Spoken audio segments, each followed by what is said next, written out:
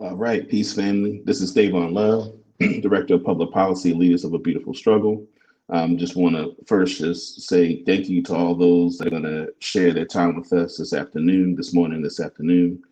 Um, this event's going to be pretty straightforward. You're going to hear from a lot of really important people that do amazing work. And we're going to focus today on the upcoming Maryland General Assembly and some of the issues that most directly impact Black people that'll be dealt with during the Maryland General Assembly. Before we get into the program, I just want to say a little bit about LBS for those who may have just stumbled upon this event. LBS is a grassroots political advocacy organization that is unapologetically Black. We're not beholden to any corporations. We're not beholden to philanthropy, no special interests. We're able to say things that other organizations aren't able to say because of the level of independence that we've garnered, because we have a strong base of support with folks like yourself that are on this call. And we're really proud of this. And in addition to that, we're one of many organizations in a network of folks, of Black folks that are doing work towards Black liberation in Baltimore and the state of Maryland. So we're one of many organizations that are doing work toward the goal of Black liberation. So that's a little bit about LBS. One of the things I want to encourage you all to do, one of the ways that we're able to kind of maintain our independence and sustain ourselves is through the support of folks in the community. So if you see in the top left-hand side of the screen, you'll see, our website and where you can support our organization to sustain our work.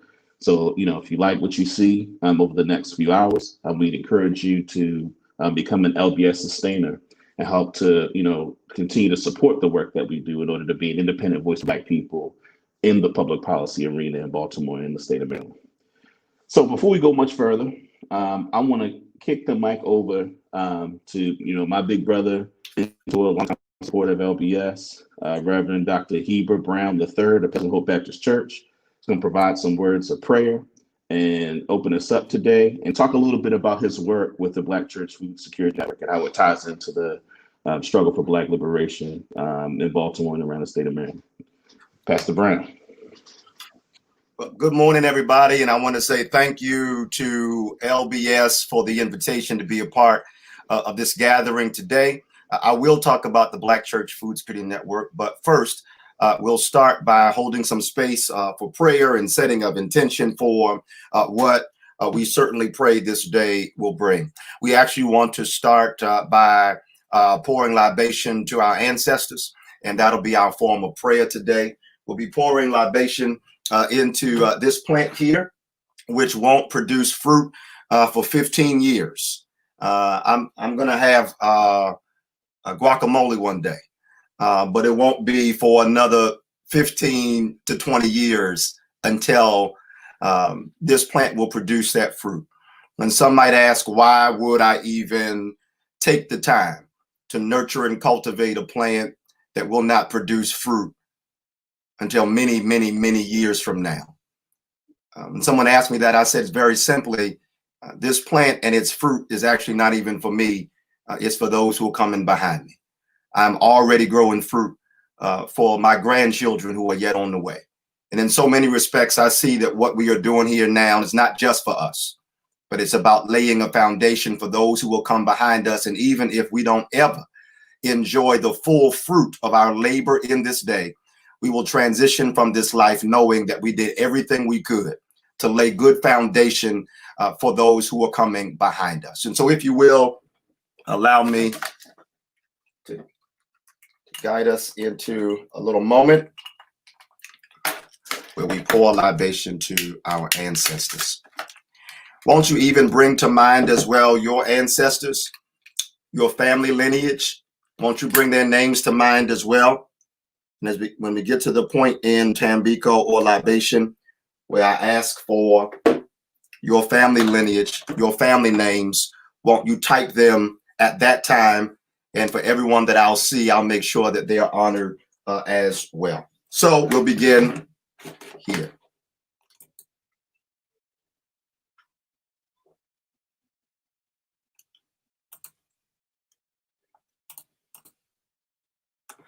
We pour libation to the great creator and we say, Ashe. We pour libation to the honored ones who sit at the feet of the Creator, and we say, Ashe. We pour libation to our honored ancestors who are buried in the soil of Africa, and we say, Ashe. We pour libation for our ancestors who died in the Middle Passage in the slave trade of the great Ma'afa, and we say, Ashe. Now we will call the names of ancestors in our family lineage to whom you wish to pay respect. Won't you call, won't you type, or even just say their names at this time?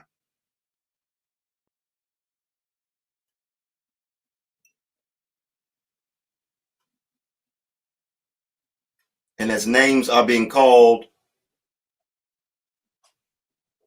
Walter P. Carter, Ashe, Darrell Gill, Richard Gill, Ann Sneed, Ashe, Bernice Hicks, Ashe, Grammy, Ashe, Gigi, Ashe, Victor George Smith, Burl Riley, Ida Morris, Ashe, Mulagashi, forgive me if I mispronounced the name, James Hicks, Ashe, Reverend William O. Devon, Ashe, Veronica Nelson, Ashe, Rennie, Ashe. Now we will call the names of those ancestors who are national heroes and sheroes of our community to which you, to whom you wish to pay respect. Won't you type or speak their names at this time?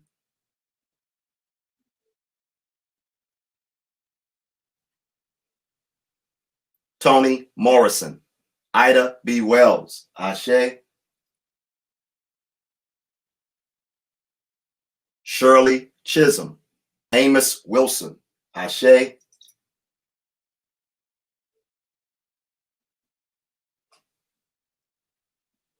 I'll say Thomas Sankara and Kwame Nkrumah, Ashe.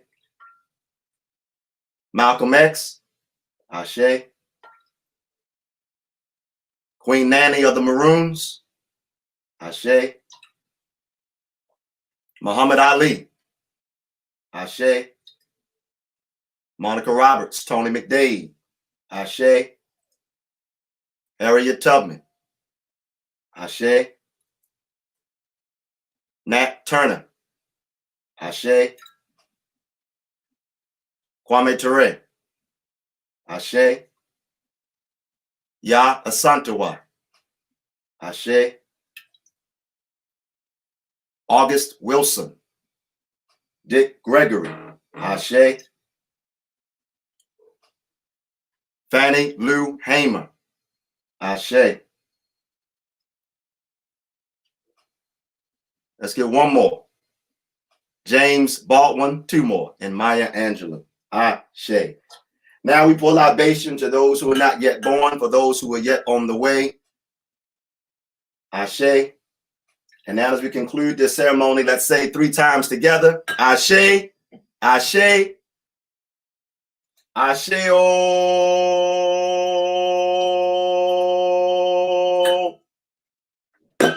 The libation is complete.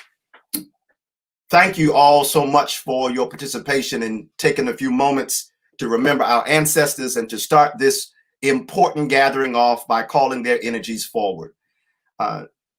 Davon, would you like me to share at this time about the BCFSN or come back? Yes, sir. Yes, sir. Now, okay.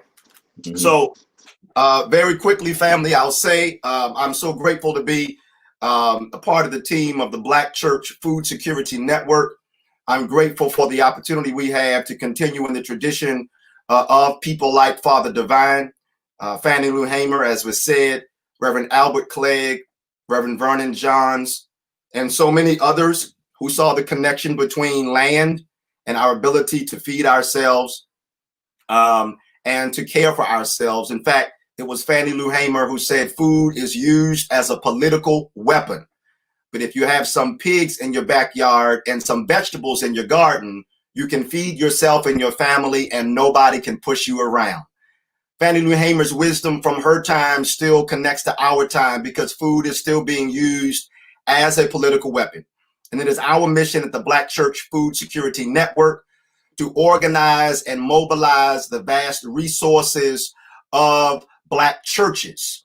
The Black church collectively is the largest landowner in Black America. And much of that land from Monday through Saturday sits uncultivated and not productive or active at all in our quest and struggle for liberation. So in the lane that I'm in, along with our dynamic team, and some of our team members are watching this morning, we go around the country organizing Black churches and connecting them to Black farmers to create a Black-led food system. If there was ever a year where we need to be centrally concerned about how we provide for our day-to-day concerns, this is that year. More people have been thinking about food than ever before and where they're going to get their food from. And our organization, and as Davon said, we're just one of many other organizations in this space around Black food sovereignty and Black land sovereignty. But our particular focus is the Black church. And I just want to invite any and all who may have interest in organizing in Black church spaces to come on and connect with our efforts. The Black church, no matter what your religious or spiritual identity or preference may be, all of that to the side. That sounds a little ironic for a pastor to be saying, put the religion and spiritual stuff to the side for a second. But I remember Malcolm X said the same thing. We ain't catching hell because we Baptist. You ain't catching hell because you Methodist. You ain't catching hell because you Episcopalian or Presbyterian. You ain't catching hell necessarily because you're a Muslim or whatever other of religion. But Baba Malcolm X said, our great ancestor Malcolm X said, you catching hell because you're Black.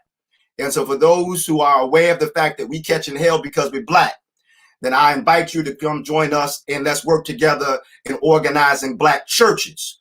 All of those commercial kitchens, all of those vans, all of those parking lots, classrooms, multimedia centers, all of the many acres and acres upon acres. We can utilize it to advance our liberation as a people. And finally, let me say, just in case anybody would get it twisted, we are not the first. And I said already, but I just want to, as I close out, lift up Reverend Albert Clegg Jr. Reverend Albert Clegg Jr. in the 1960s, he put forward Black Christian nationalism before James Cone and Black liberation theology, with all due respect. It was a pastor, Reverend Albert Clegg Jr., who put forward Black Christian nationalism and said Black churches should be bases of power building for Black people. I think Brother Adam says we got to build Black institutions. I think he says it maybe 75 times a day.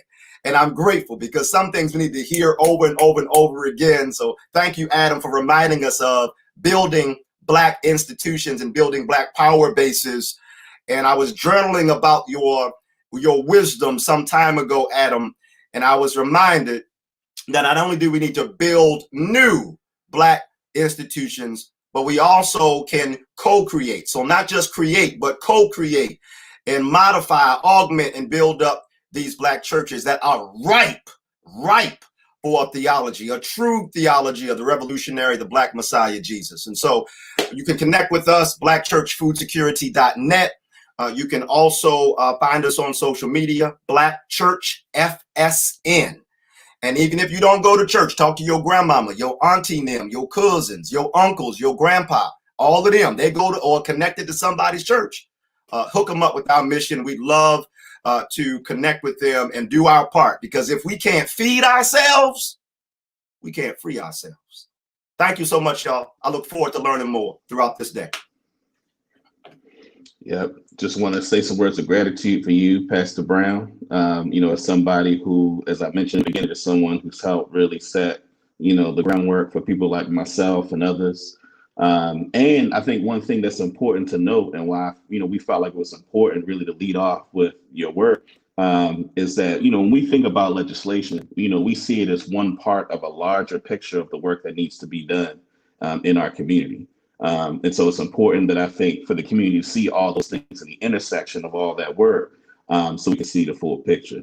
So again, just want to say thanks again, Pastor Brown, for gracing us with your presence. So what we're going to do now is we're going to transition to have a conversation with the People's Champion. Again, another person who's greatly influenced, myself and the work of Leaders of a Beautiful Struggle. And so what I'm first going to do is just ask Senator Carter to just give some general commentary. One of the things that I've learned a lot over the years from Senator Carter is the importance of the Maryland General Assembly in looking at legislation. It's one of those things that, can be very, time consuming. It's not the sexy thing in terms of activism and what gets people on television. But over many years, it's Senator Carter who's instructed me that it's important that as a community, we focus on the importance of what happens in Annapolis and the Maryland General Assembly. So what I'll do first, Senator Carter, is just, for you to just give some general commentary about that, maybe talk a little bit about some of the major issues you'll be working on. And then after you do that, I'm actually going to pose just a couple of questions and just have a conversation for a few minutes. Well, thank you, Davon, and thank you, LBS, for this important conversation. It was Martin Luther King who said that we begin to die the moment that it's been translated into the moment that we don't talk about things that matter or we remain silent in the face of things that matter. But what he said really was, when we don't stand up for justice, when we don't use our voices to stand up for justice, we begin to die. And so often in our society, in our culture, we are limited to or reduced to our obligation to vote because of our ancestors giving their lives for this. But it stops there. And what's really even as essential as voting is that you understand the political process, that you understand the legislative process, and most importantly, that you know what your legislators are actually doing. And so I'm very thankful to LBS and all the participants today for having this conversation and for the advocacy work that you do. So as you said, I'm in the state Senate. I've been in the state Senate for 2 years, but I was in the House of Delegates for many, many years. My first elected year of service was 2003. And at that time, I was the only Black woman attorney in the Maryland House of Delegates and the third ever elected to the Maryland General Assembly, the first two being Delegate Lena K. Lee, and then Senator Lisa Gladden, and then myself. And when I was elected in 2003, I was completely unaware of the significance of my election, not only being a Black woman attorney, but being the first person in 37 years elected outside of the Democratic machine politics, meaning I wasn't selected to be on a slate. I wasn't funded by anyone within the political establishment. And I ran an independent grassroots campaign. And we've seen some victories similar to this since that time, but at that time it was an anomaly. That being said, before I was elected, like many of you, I didn't quite understand why we had people that we voted for, that we believed were fighting for us on many different fronts, but we weren't seeing the results that we needed to see in our communities. And it's only through the experience I've had in the General Assembly where I've developed a greater understanding of why that is. And why that is one, the Democrats and Republicans are both empowered by the same interest, which is the corporate interest. They are both funded by the same interest. And so everything flows from the top. The majority of elected officials are funded by the same entities, the banking institutions, the property owners associations, and so many other corporate and special interests, that once they're elected, they lose their real ability to fight for the people that they represent. The people don't fund campaigns for the large part. I mean, we've gotten better on a national level with campaigns like Bernie Sanders and a few others. But here on a local and state level, we really don't fund campaigns. And you need campaign financing to get elected. And so what has the result of that in politics is the same that you see in every other institution. It's the same thing you see with education inequity. It's the same thing you see with why Maryland has the highest percentage of Black people incarcerated of any state in this country. Maryland has the highest percentage of Black people incarcerated than any state in this country. Maryland was recently rated number 50 of 50 states in how we treat children in our criminal and juvenile justice systems by the Human Rights Association. Maryland was recently rated number 50 of 50 states in this country on how we treat children in our criminal and juvenile justice systems. Those are just two examples that highlight the fact that our vote alone is not enough to shape the policies and the politics that govern our lives. And so it's been a battle in the legislature to move the needle with respect to legislative leadership over to transition it into a real interest in how to empower Black people and how to ensure that we have justice and equality. And so this year, I'm about to wrap up, Davon. This year is our year. I'm saying it's our year because that's what the whole country is saying. The country is saying, this is our year.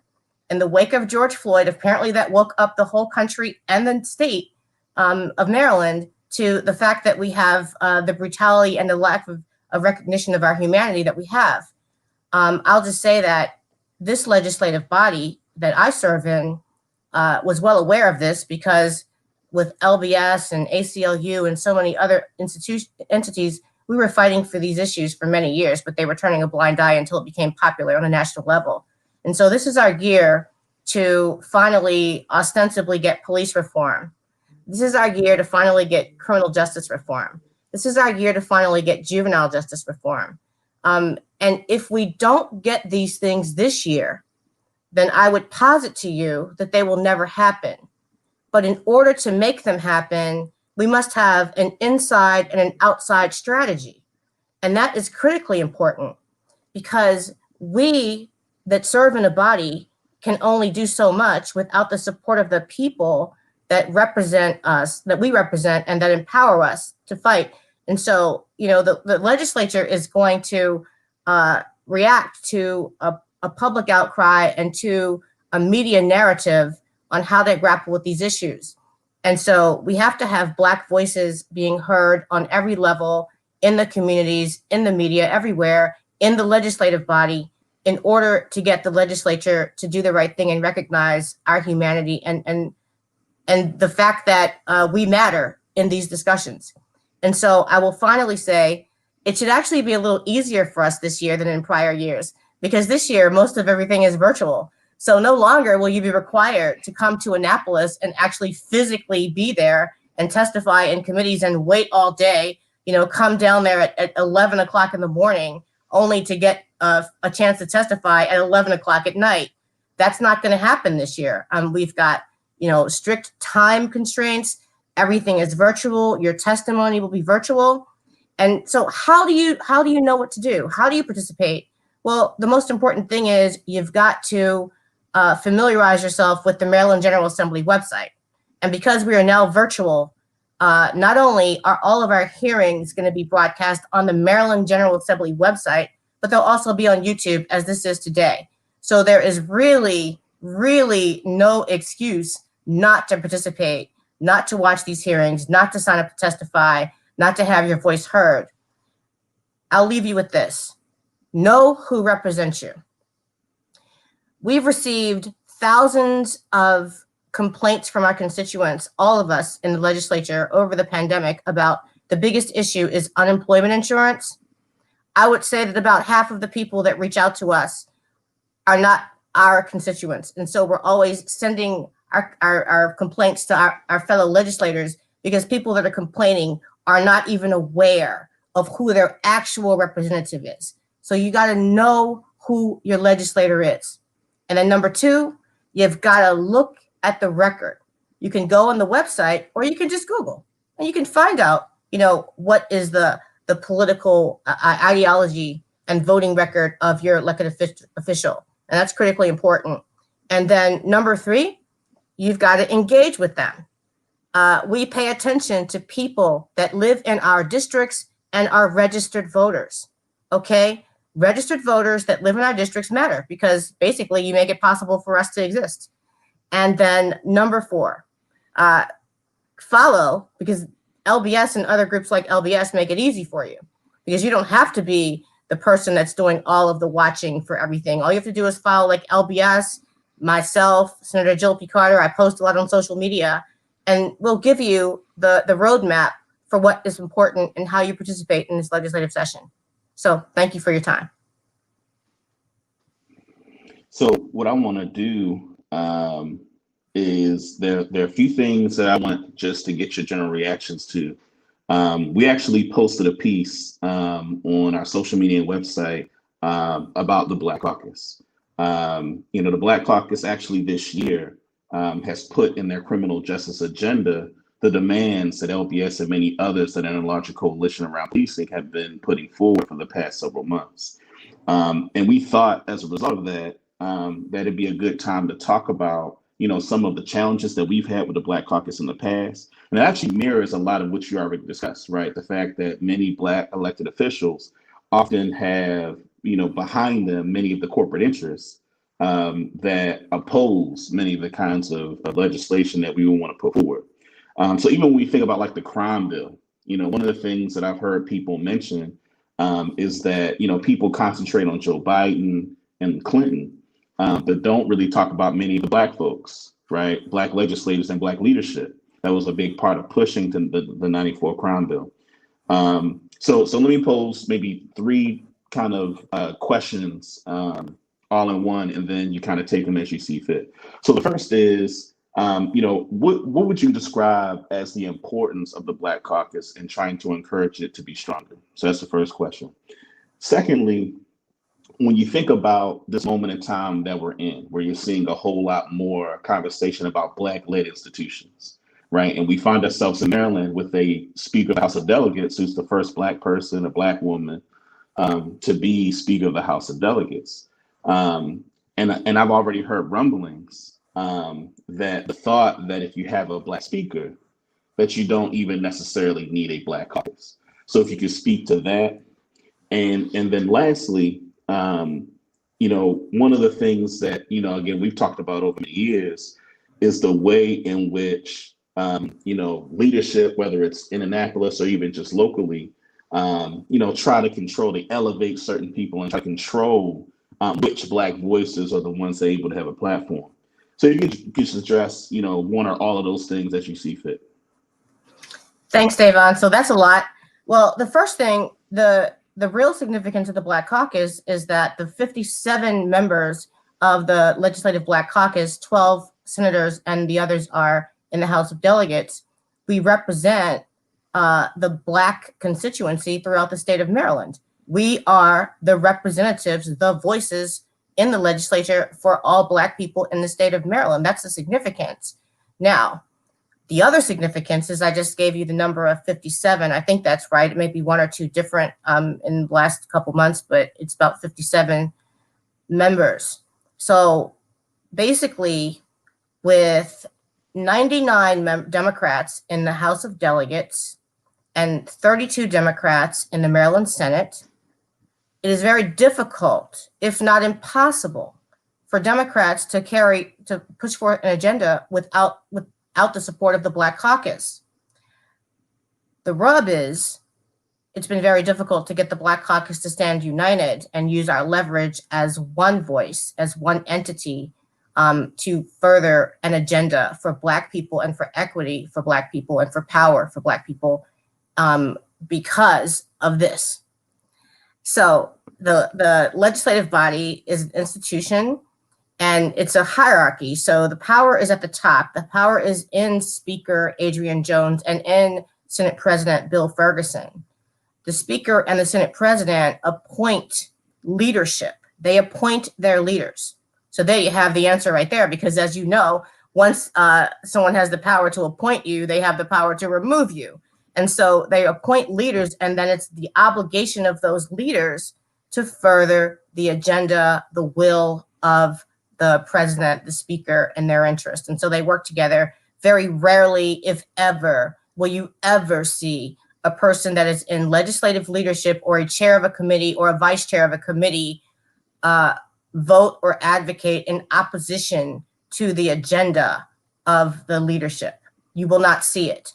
And so by picking us off, by cherry picking us, those that are most amenable to furthering that agenda, by making them the leaders, they create a divide, which makes it almost impossible for us to come together as one voice and leverage our power together. I believe progress has been made, of course, since my early days, and it's still being made. We were able this year, as you mentioned, Davon, to come together on priority issues on police reform. Let's hope we can do it on some other things too. But just because we've come together, because I've seen this before, we've come together and said, so our priorities on police reform are repealing the Law Enforcement Officer Bill of Rights, removing police disciplinary records from the restrictions of personnel records under the Maryland Public Information Act, and creating a statewide uniform use of force standard, which has penalties and repercussions for being violated. We've said this. Now, will we do it? We're going to put in bills to do it.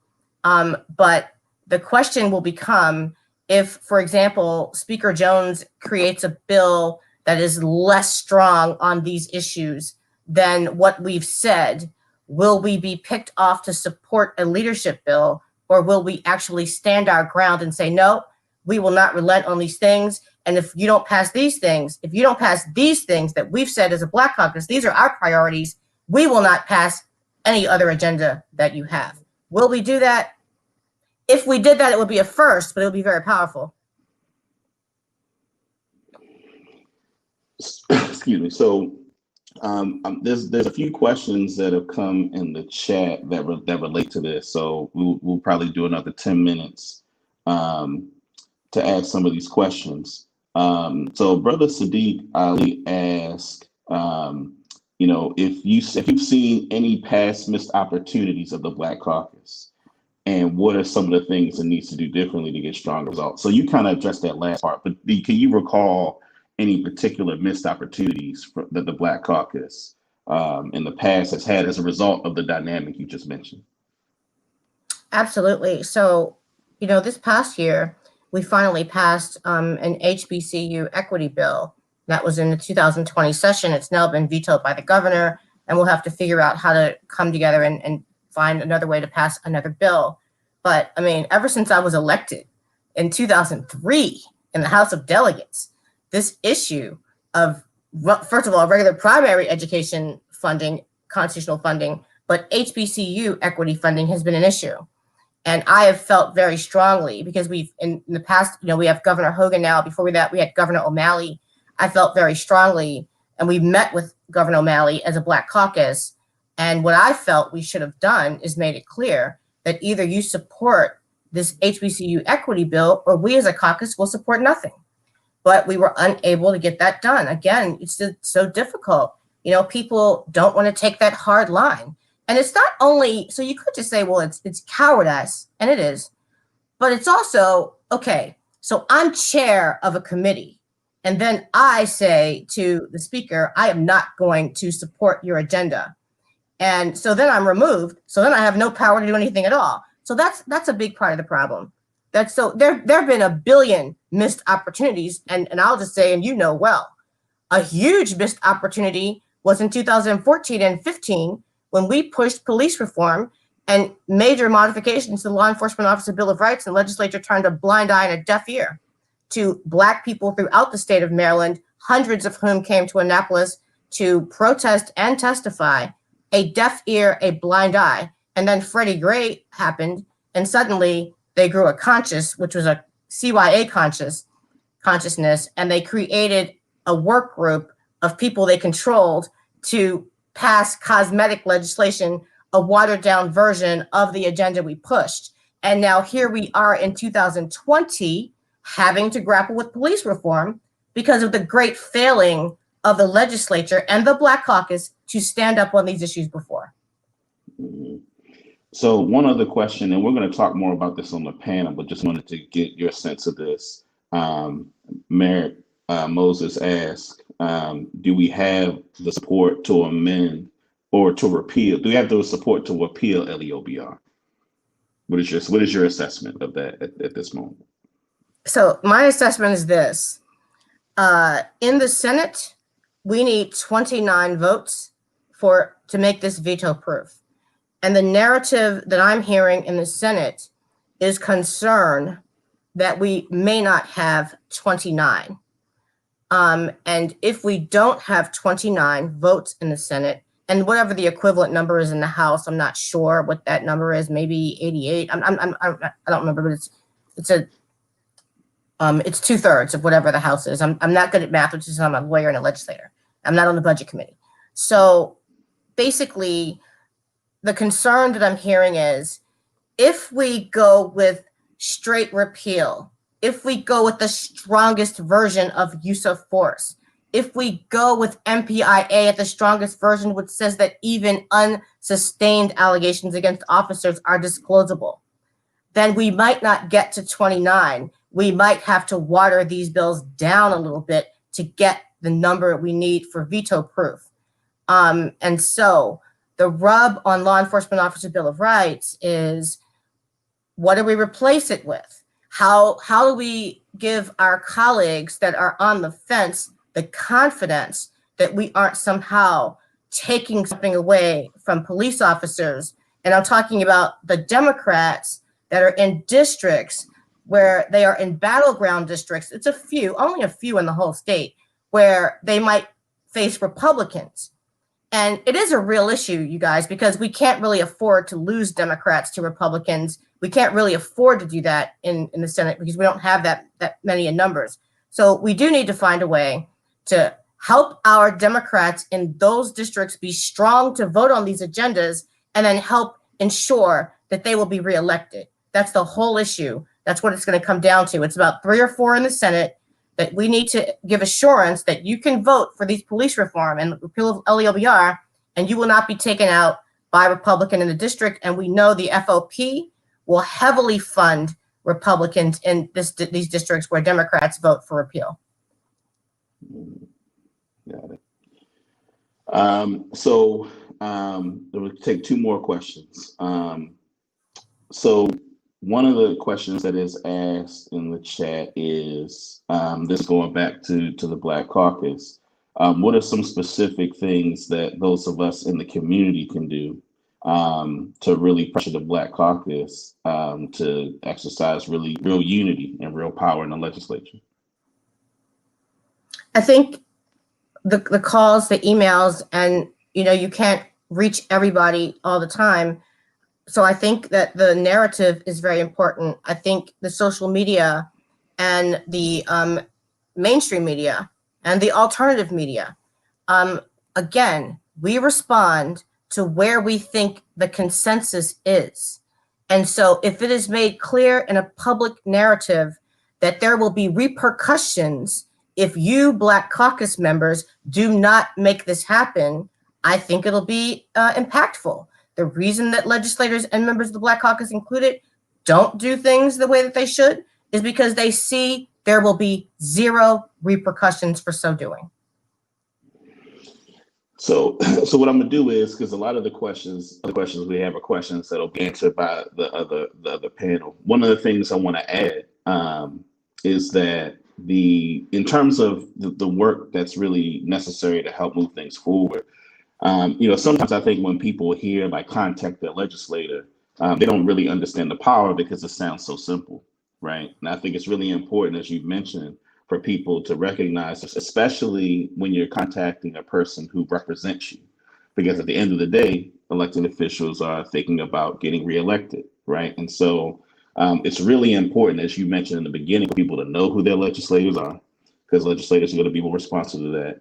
And the more active you are in pressuring your legislator to support our agenda, the more likely they are to be moved in our direction. I can say just from experience, you know, having been in situations where people reach out to their legislators on issues that we support, you know, I've seen the impact it's had in terms of influencing what legislators do. So it's important for us to ramp it up. What Adam has on the screen is MarylandMDelect.net. So if you don't know who your legislator is, again, it's MDelect.net, where you type in your address and it'll give you your federal, state, local elected officials to the address that you put in.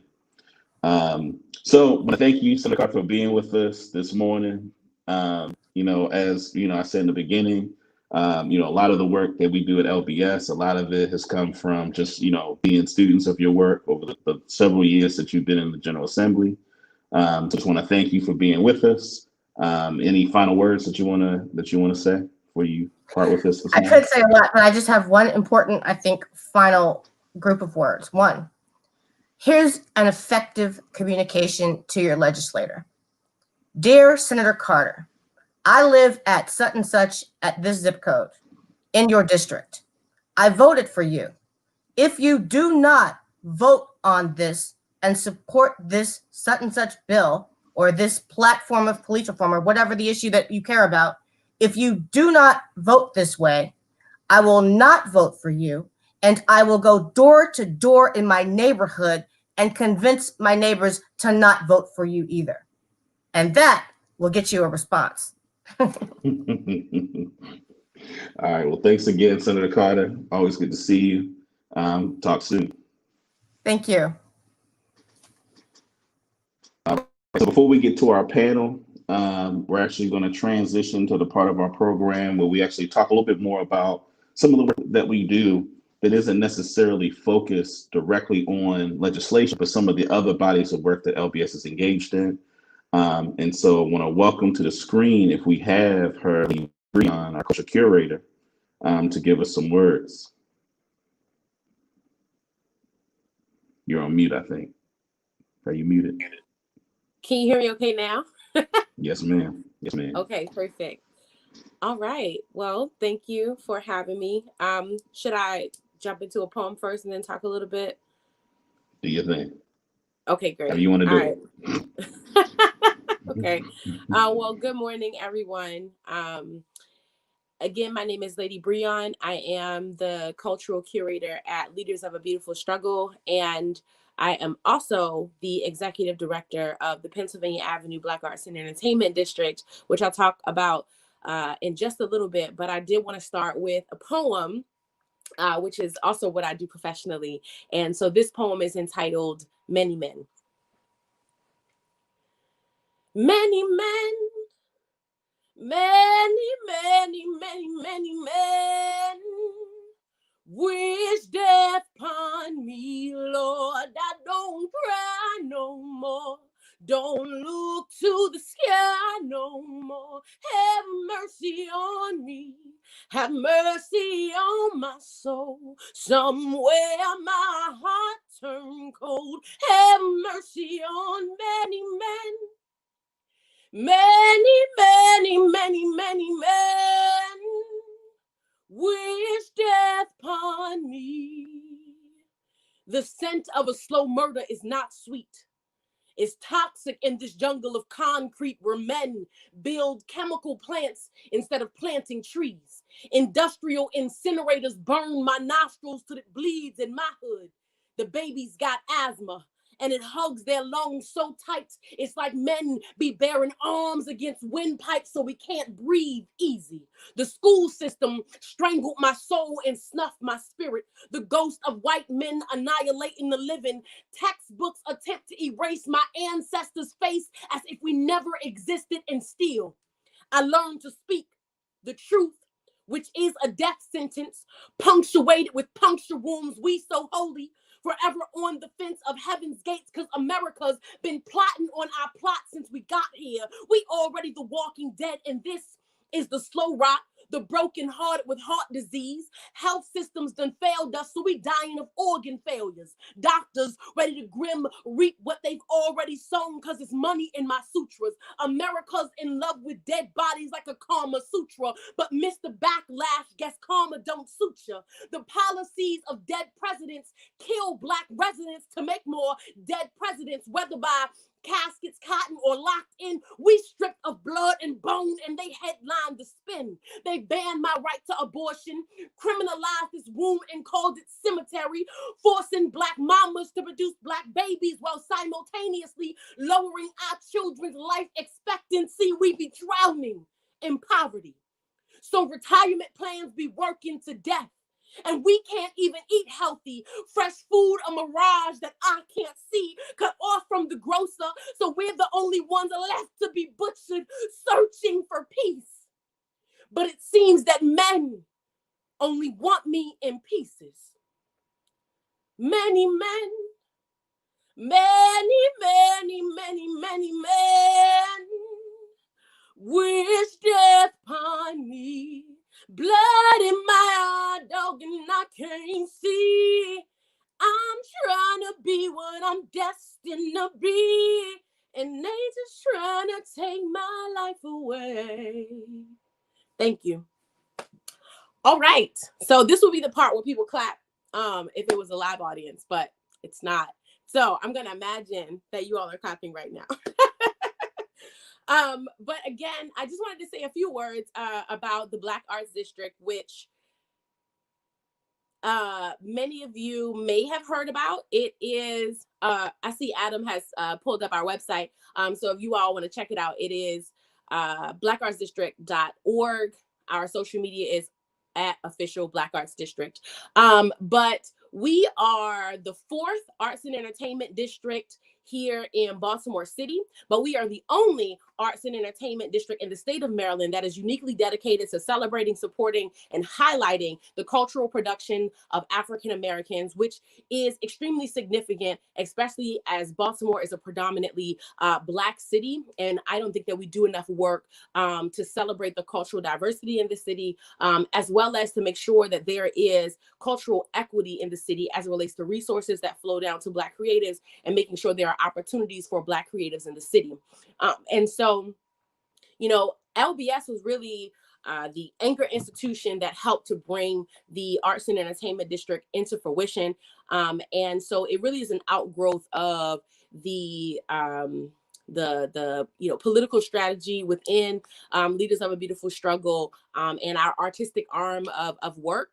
And I also want to give a huge shout out to all of the community organizations, stakeholders, and residents in West Baltimore that worked in a coalition with me to bring it to fruition in 2019. So we are just a year old, and we have so much work that we're looking forward to doing in the future. Our 4 focus areas are really around arts and entertainment, activities and programming, training and education, advocacy and education, as well as creative placemaking. And so we're really about looking at how we can continue the revitalization efforts in West Baltimore, but using a lens to stave away the ways in which arts communities lead to gentrification. So we want this to be an anti-gentrification effort. We want to make sure that we don't lead to displacement in West Baltimore. We really honor the legacy of Pennsylvania Avenue and the residents who are already there. And so we're really excited about figuring out ways to create a change in West Baltimore that still honors the legacy of West Baltimore. So I'm super excited about the work. I just want to end by saying a few things that we're looking forward to doing in 2021. So we're going to be hosting an arts fair for Black artists to help them monetize their art form, scale up their art form, be a one-stop shop for Black creatives. We're also really looking at in the near future, right, in the next 5 years or so, building an arts institution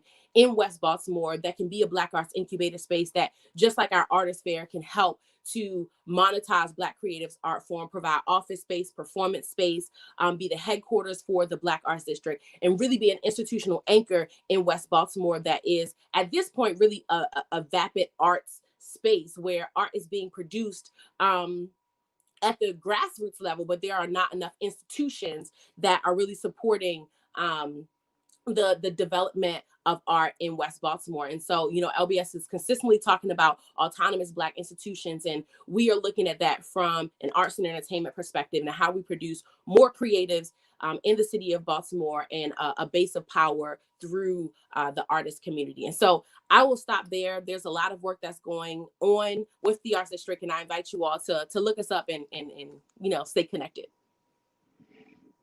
Exactly. And it's important.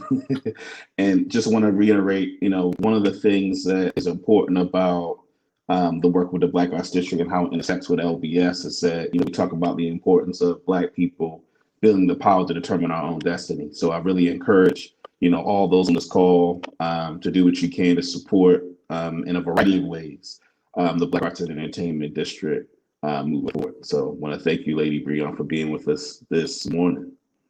Absolutely. All right. So I'm going to transition into our panel. So this is really the meat of what we're here to do this morning and this afternoon. So we're going to get into our panel. So, I'm sure as many of you know, every year from January to April in Maryland, for 90 days, there is our Maryland General Assembly. And that's where state law is made. That's where a lot of the action happens in terms of the kinds of policies that impact our lives. And so what we're going to do is really take some time to talk with some folks from a variety of different organizations to talk about major legislative issues that are going to impact the 2021 Maryland General Assembly.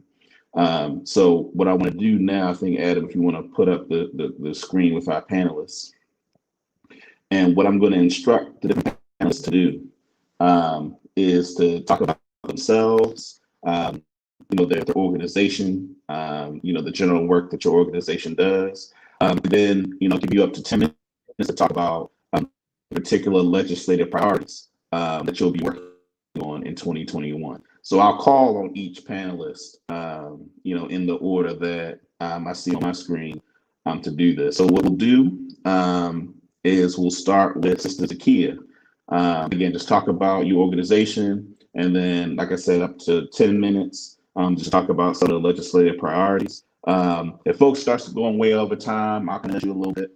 But so let's just jump right into it. Sister Zakia, you want to get us started? Absolutely. And good morning or good afternoon, everyone. Happy to be here with LBS on this Black Legislative Agenda Day. I've enjoyed the program thus far. So I'm Zakia Sankara Jabbar. I am based in Montgomery County, Maryland, and my organization is Racial Justice Now. We are newer to the Maryland DMV region, and our main focus is education justice. So we are working at the local level with Montgomery County Council, with the Montgomery County Board of Education around education priorities that impact Black students in particular. And one of our main campaigns right now is getting police out of our schools and ending criminalization of Black children. In Montgomery County, Black children are 1/5 of the population of the student base. However, our children make up over half of the arrest and interaction with police in MCPS. So for us, that's unacceptable. We're also working with other folks who are on this illustrious panel, including Yannette and other people at the state level, to get police out of schools for the entire state. We know that this just doesn't impact Black children in Montgomery County, but certainly Prince George's County, where it's really egregious. Also Baltimore City and Baltimore County as well. So this is something that we have had an opportunity to work with 2 Montgomery County state delegates. And that's Sister Janelle Wilkins, who represents Silver Spring, and then also Gabe Acevero, who represents Montgomery Village. And so both of them are Montgomery County legislators. We've had independent calls with them. They're certainly working with other allies here in Montgomery County as well, like Silver Spring Justice Coalition and other allies, for them to introduce this bill on January 13th that will call for police out of schools. I'm certain, based on what I heard from Senator Jill P. Carter and others on this panel so far, that bill will certainly be watered down. We're expecting that, unfortunately. And I will have to say that it was a battle even to get them. I will say for Sister Janelle, it was a battle to get her to introduce it in the first place. So we're grateful that she decided to do that and is working with Gabe Acevero to do that. I want to back up just a little bit to give a little bit of history on racial justice now, and also lift up some of the other staff who actually do more of the day-to-day operations for our DMV chapter here in Montgomery County. So my partner and my husband and spouse, who is a senior organizer for Racial Justice Now, and then also Carolyn Lowry, who is a native of Montgomery County, born and raised, went to schools here and everything. She's the project director for this chapter. Racial Justice Now actually started in Dayton, Ohio, and we have had significant legislative victories locally in Ohio and also statewide. House Bill 318 was passed after about 5 years of wrangling with Republicans there to get pre-K through third grade suspensions and expulsions banned for a state like Ohio. That was incredible because that leadership there at the House and the state Senate and the governorship is all Republican. And so we certainly come with a level of experience of understanding the challenges as Black folks to organize, whether it's Democrats or Republicans, to get the things that we need done for our community. And I certainly understand the disappointment and having to water bills down that we know at the end of the day is still going to disproportionately impact our people. So I'm happy actually to be a part of a network here that's certainly stronger than it was in Ohio in terms of Black-led leadership in this state. And a Black caucus that is much bigger in this state and certainly has a little bit more power. So I'm hoping that with the increase in support of Black folks in leadership here, not just in organizing and advocacy space, but also in the election arena, that we can actually move the things that we know that we need for our people to improve our material conditions. And yes, Ohio, that's right. It was very hard and very difficult to get that done. And I will share before I end one of the things that broke my heart as a parent, because the organization was started out of my own experience as a parent. My son, who is now a teenager in middle school, and he is an MCPS student, was identified as a baby. He was literally 3 years old when he was identified as a problem and pushed out, as we know, the preschool to prison pipeline, and pushed out of preschool. So as a mama bear, as a Black mother, I began to organize other Black mamas at that school and all around the state eventually to stop these people from criminalizing our babies, literally, and pushing our babies out of school. And so I have brought that fervor, that knowledge with me here as my family relocated here to Silver Spring, Maryland, to do the same level of work here. I will tell you that based on that experience of working with Republicans and working with people who we know for a fact, are racist and racist in our face, it has been much different for me to work with white liberal racism here in Montgomery County. The kind of racism where, people are kind of smiling and acting like they're for you, but at the end of the day, are not willing to move on the agenda that we need to move on. And that has been very disappointing, especially at the school board level, which in Montgomery County, we have all women and majority African-American women who we are struggling to get them to agree to remove all we're asking for, just to be clear, is to remove the regular presence of law enforcement, right? No one is saying that we want our children to be unsafe, but we want to remove the regular presence of law enforcement when we have all the data. We even have stories of parents, African-American parents, and also Latinx parents and families who are saying, this was my experience in MCPS with SROs in schools, right? And so it is certainly been an unfortunate struggle to work with people who are supposed to be on our side, people who are supposed to get it, people who are elected who are supposed to get it. So that's really all I have. I'm happy to, entertain any other questions here, but I'm happy to be a part of this dynamic legislative, Black-led legislative group here in the state of Maryland, and have so much respect for LBS. And I'll say this at the end, I supported LBS when I was still living in Dayton before I moved to Maryland, because I was so impressed and excited that there was an unapologetically Black organization speaking truth to power, and not just speaking truth to power, but making it happen unapologetically for Black people. And this is my daughter, Asada. Thank you all. All right, thank you for that. And you actually touched on one of the things that we'll come back to, which is the way in which injected internalized oppression shows up in some of the legislative work. So we're definitely going to return to that. Next, I want to go to Yannette Emanuel from the ACLU. One thing I want to note before she goes is that LBS and the ACLU, with the coalition of other organizations, have been working on many of the policing demands that Yannette's about to lay out. So I'm not going to be redundant in talking about the LBS policing agenda because we're working really closely with them. So go ahead, Yannette. My name is Yannette Emanuel, Public Policy Advocate with the ACLU of Maryland.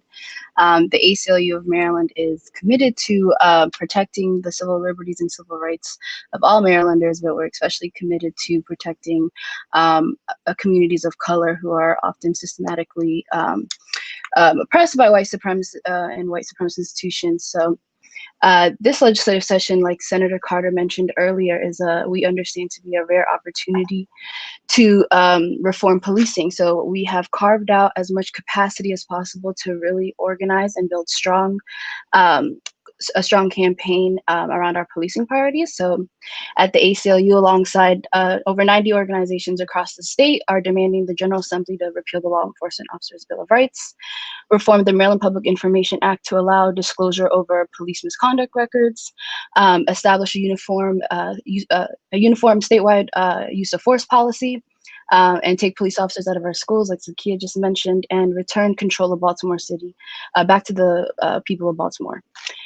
So the Law Enforcement Officers' Bill of Rights was enacted in 1974, and Maryland's Leo Bore is the first such law in the country. And what it essentially does is create special due process rights for law enforcement officers that no other employees have, which include generous protections during the investigation of misconduct, limits on what discipline can be imposed for certain infractions, expungement of disciplinary records, and it also allows only sworn law enforcement officers to investigate misconduct that leads to discipline, and investigations conducted by civilians cannot result in discipline.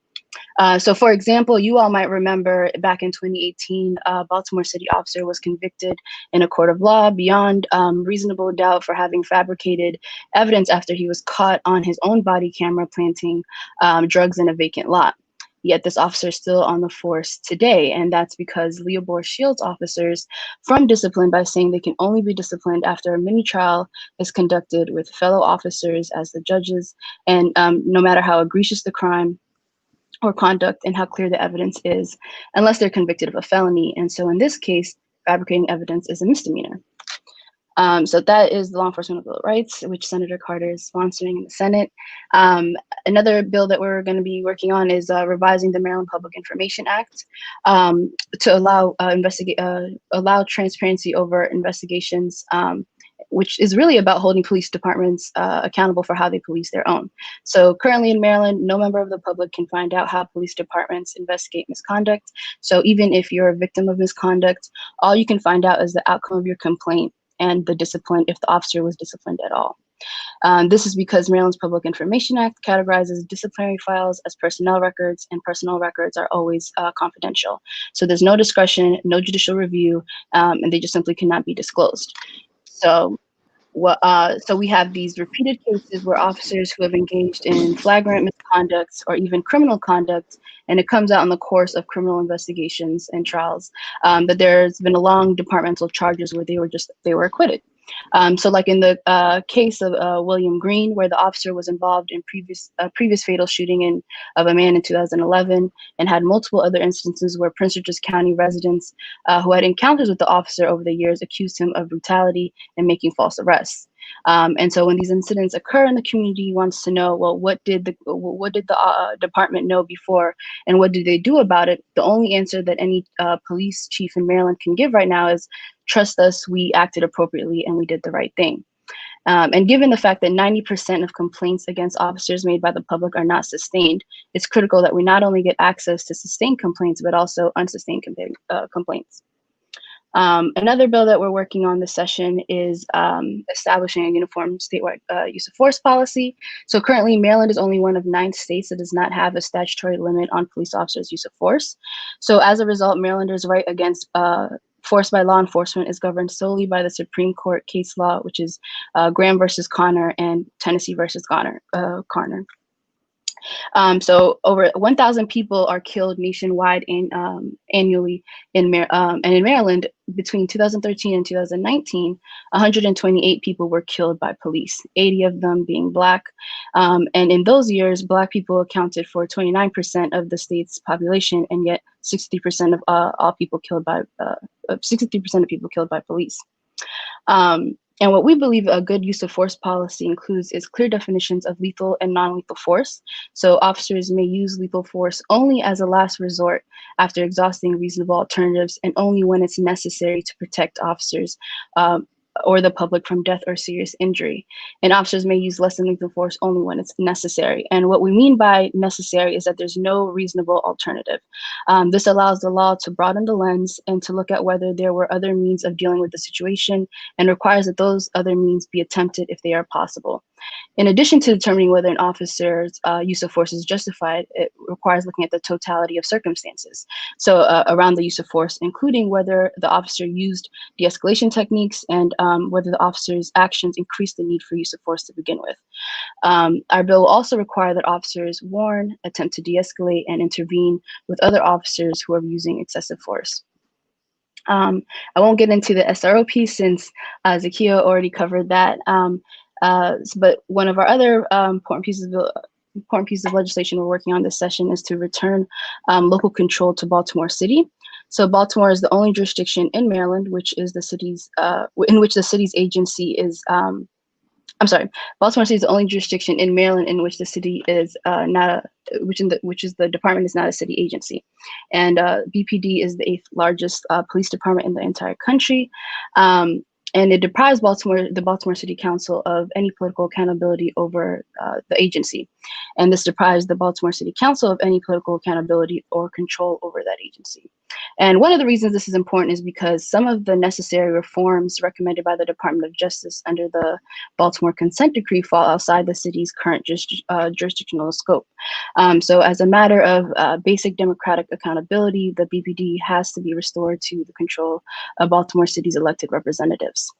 And legislators owe it to the victims of violence and their families, to the victims of police violence and their families, to really move their Black Lives Matter tweets and posts into action.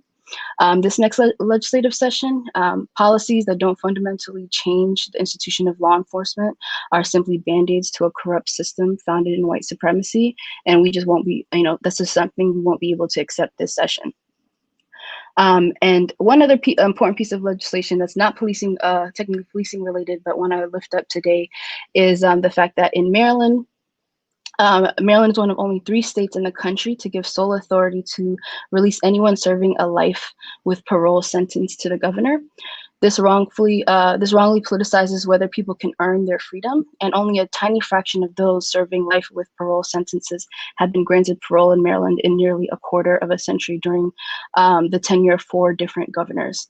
So no matter how thoroughly people have been rehabilitated and earned parole, they're just simply denied because of this politicized process. And so we're seeking to ensure that people given sentences to life with the possibility of parole and who have thoroughly demonstrated their rehabilitation have a real chance to earn parole by changing the law to leave the decision to the Parole Commission. This is more important now than ever as the COVID pandemic risks turning life with parole sentences into death in prison sentences.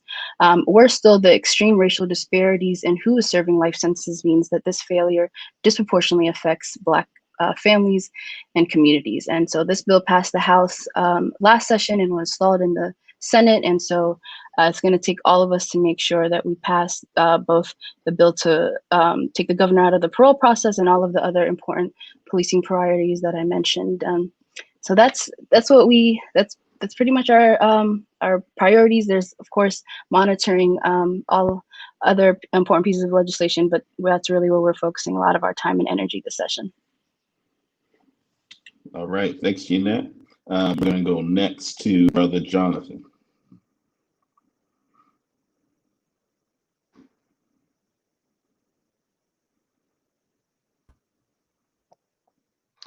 All right, family, if everyone can hear me okay, give me a thumbs up. I see all the thumbs go up.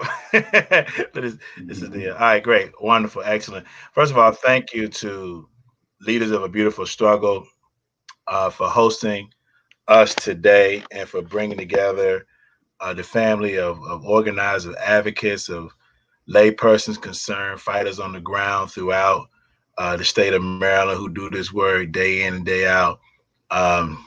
Much of the work invincible, right? Much of the work not seen, but certainly felt. And so, again, my hat's off to the family of Leaders of a Beautiful Struggle. I won't be long. I may be strong, but I won't be long. I just want to say that in terms of the People's Coalition, the Prince George's People's Coalition, which started out as the Prince George's People's Coalition for Police Accountability, roughly 20 plus years ago. I'll give a very brief history on that. I don't want to go too deep into that, but that struggle grew out of a movement at the time that was known as the Enough is Enough movement. The case of Archie Elliott III drove that movement. This was in late 1999, going into 2000. And so earlier when Senator Jill Carter spoke to legislators supposedly obtained a conscience after Freddie Gray, that certainly hit a nerve with me. I do remember 20 years ago as a very young activist in my early 20s, coming out of undergrad, fighting in Annapolis for a special prosecutor and for a modicum of reform to the Law Enforcement Officers' Bill of Rights. So what happened in Baltimore with that Freddie Gray travesty, it just validated a dictum that the late Kwame Ture, known to my mother's generation, Stokely Carmichael, would say ad nauseum, and that is that in order for us to even obtain any change, unfortunately, our blood is shed. And so the way in which organizations such as Leaders of a Beautiful Struggle, such as Racial Justice Now, and all these advocacy organizations on the line today, the way that we should be seen in the eyes of the legislators and the so-called electoral power in Annapolis is that these organizations are standing in the gap. They are the final call, if you will, state and to the government to ensure that rebellion don't go down the streets, because justice is going to go down. You either going to listen to the radical revolutionary reformers like Davon and Lawrence and Sister Breon and that posse and Sister Zakia, and you're either going to listen to the reformers or it's going to go down. Okay, off of my horse. Real quickly, let me say we're Prince George's People's Coalition. We're in total solidarity with all the progressive legislation that is coming forth. We're in total solidarity with the demands coming from the Maryland Coalition that's being by the ACLU and LBS. So I will not go through all of that. Let me just end in the next couple of minutes by saying why a People's Coalition on the ground in Prince George's County. It is a very strong attempt at a principle of operational unity, even if we're not able to get it, to work to bring together all the different facets of our movement that's doing this work. But unfortunately, I say unfortunately intentionally, we tend to do it in silos, and the silos sometimes are personality driven, but we understand it's really ideologically driven. We need all the tactics and the strategies that we have. We need the progressive electoral strategy. We need the grassroots strategy. We need all the different acts, from the youth and students to our veteran organizers to our churches, our schools. We need everyone to come together if we can. We don't got to necessarily be uniform, but we do struggle for us to be unified. And so on tomorrow, we got 60 persons representing a host of organizations coming together for a meeting here in Prince George's County, virtually at 5 p.m.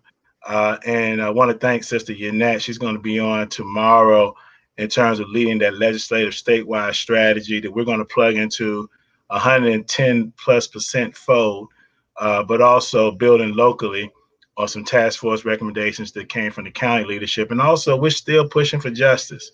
20+ years later, we're still pushing for justice for Archie Elliott III. Finally, I'm going to end by saying, not only do you know that the struggle is eternal, we know that it's internal. And so, Sister Zakiya, when we talked about the struggle for SROs, I want to say that to remove resource officers from our public schools and institutions, it just brought up the fact that the current, he had been the appointed, we have a hybrid school board in Prince George's County that is half of it is anointed and the other half is elected. And the anointed half is the majority because the chairperson is anointed and appointed by the county executive. That chairperson, Dr. Alvin Thornton, who, from a dialectical perspective, he was not only chairman of the political science department at Howard University when I was an undergrad, but he was actually my link to Prince George's County. You can believe that.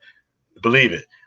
He resigned just recently. He didn't give reasons for his resignation, but it became very evident that he was being used as a tool against progressive forces in this county, specifically the progressive forces fighting to remove school resource officers from the schools. I won't get into the weeds of that, but I just want to put that out there, that our struggle is not only eternal, but it's also internal. Again, thanks to everyone that have labored to bring this about. We're in strong solidarity moving forward. Thank you.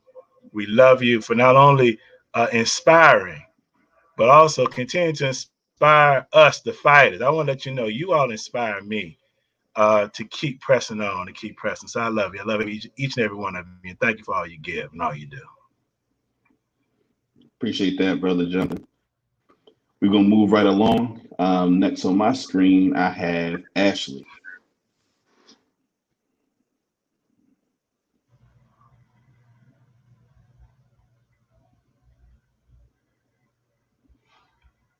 You on mute.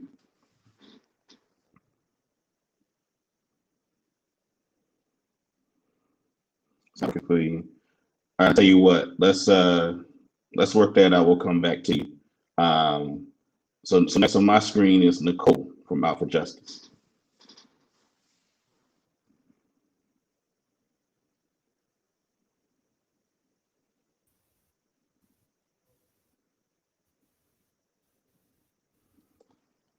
Nicole's on mute. You on mute, Nicole? Okay. Can you hear me now? There you go.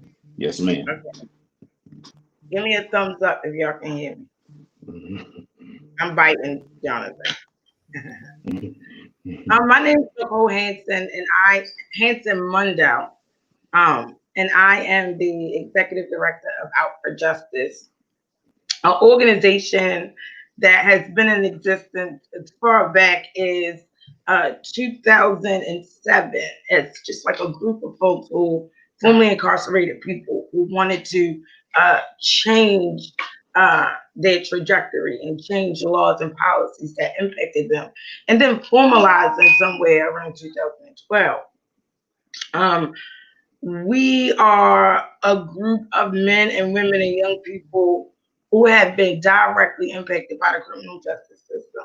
So that means that many of us have been incarcerated at some point in time, or many of us actually have a criminal record, or family and friends of those individuals who've been impacted by the criminal justice system. And so it is our priority to ensure and educate other formerly incarcerated individuals about the legislative process, right?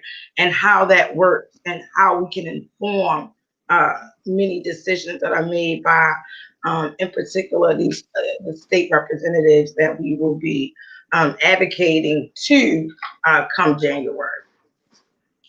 We have a number of things on our priority list. Some of those things are kind of high priority for us, and others are issues that we seek to offer some level of support.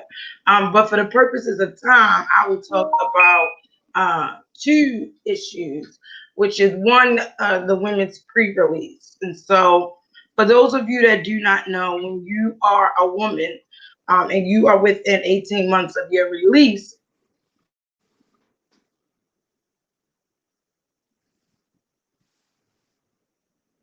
yeah, I think we lost her for a second there. She probably be acting a little bit. Okay. All right. So in the meantime, it's good old technology. Is Ashley good to go? I'm good to go. Or is that Nicole back? No, go okay. ahead. We're going. Real in Baltimore, and I hope our new incoming elected officials get it right, because it's real. But go ahead, Ashley. Mm-hmm. I'm sorry. No, go ahead. No worries. No, let's just finish with Nicole, since you I didn't know how long it was going to take for you to get back on. So he was in the middle of it. Go ahead, Nicole. I apologize. No, it's cool. It's cool. So women's pre-release. So when you were in 18 months of your release, you qualify for what is called pre-release. And what that means is that you're supposed to be navigating your life. You're supposed to be connected back with your children and your family and repairing those relationships, family reunification. You're supposed to get connected back to the workforce, jobs. You are supposed to get back acquainted with the internet, right? How it works, how to email, like all of those things. You're supposed to be navigating how the transit system works, right? If you've been gone for a number of years, the bus routes have changed. Things have changed in your region, wherever you live. When you are pre-release eligible, you are supposed to be able to start saving the monies that you go get a job. You're supposed Okay. All right. So let's do this. Since because she hopped right back on, what you think, Adam? Should we just go to Ash, is she back on? Well, let's just move, and we'll come back to Nicole later in the Q&A. Okay. All right. Cool. All right. Go ahead, Ashley. Whew, okay. Good morning or good afternoon, everyone. I'm Ashley Devon, and I'm the Youth Justice Policy Director at Advocates for Children and Youth. Advocates for Children and Youth, we currently chair the Maryland Youth Justice Coalition and the youth group of the People's Commission. We have a very large reform legislative priority agenda this year, and I want to kind of start by just setting the frame around youth justice. During the 2019 legislative session, the Juvenile Justice Council, that legislation was passed and the Juvenile Justice Reform Council was established. That council will sunset this 2021 legislative session. And I just want to be clear, so we're clear on where we are. During 2019, we were told, wait, this isn't the year for reforms because we're establishing this council. During the 2020 session, we were also told, wait, let's allow the council some time to study some issues. And now this 2021 legislative session, that council is going to bring those recommendations. And so that has made way for a very large reform legislative agenda. I want to first start at the front of the House and then walk our way to the back of the House. We have 3 bills around diversion. Our first bill around diversion, which was covered by Yannette, was the child interrogation bill. I'm not going to go back into that because ACLU covered it, and it is a part of the ACLU's 5 demands around police accountability, but that will require that a parent be notified when a young person is taken into custody and interrogated by police, and that an attorney also be present. The second bill is for the informal adjustment. During the intake process, when a young person has been arrested, the intake officer has an opportunity to divert a young person away from formal prosecution.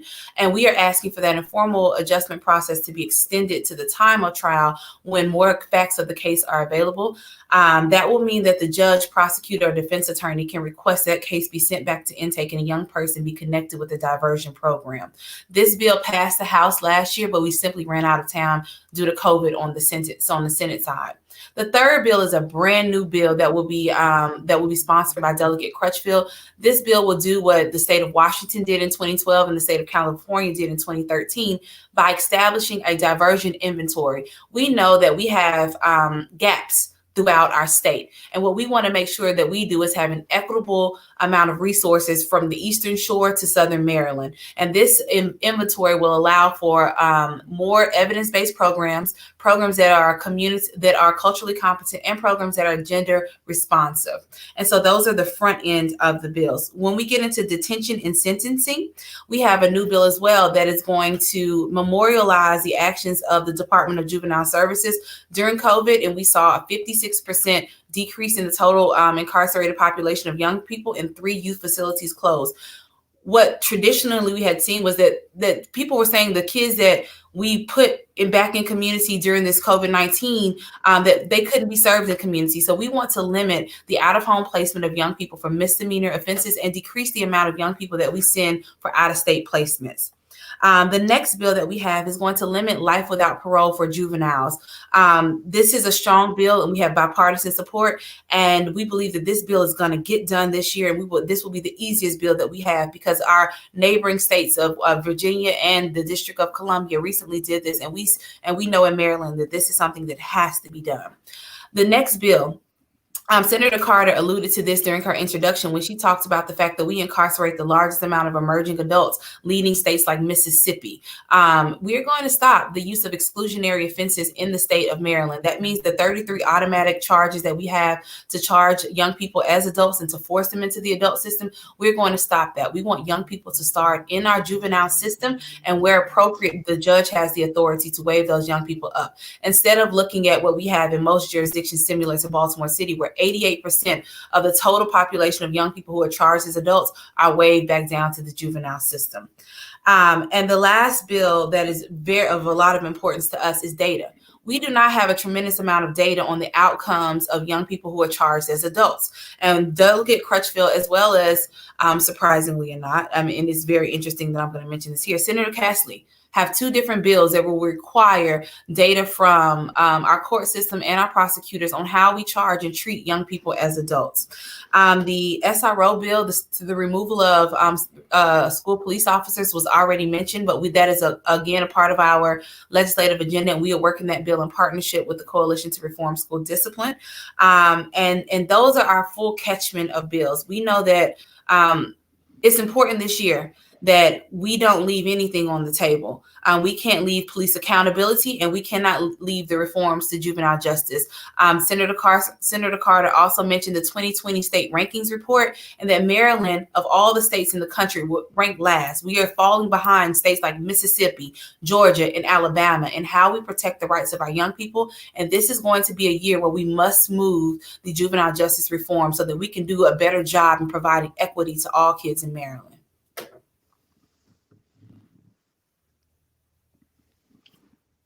All right, thanks for that, Ashley. All right, we're gonna move to Corey from JOTF.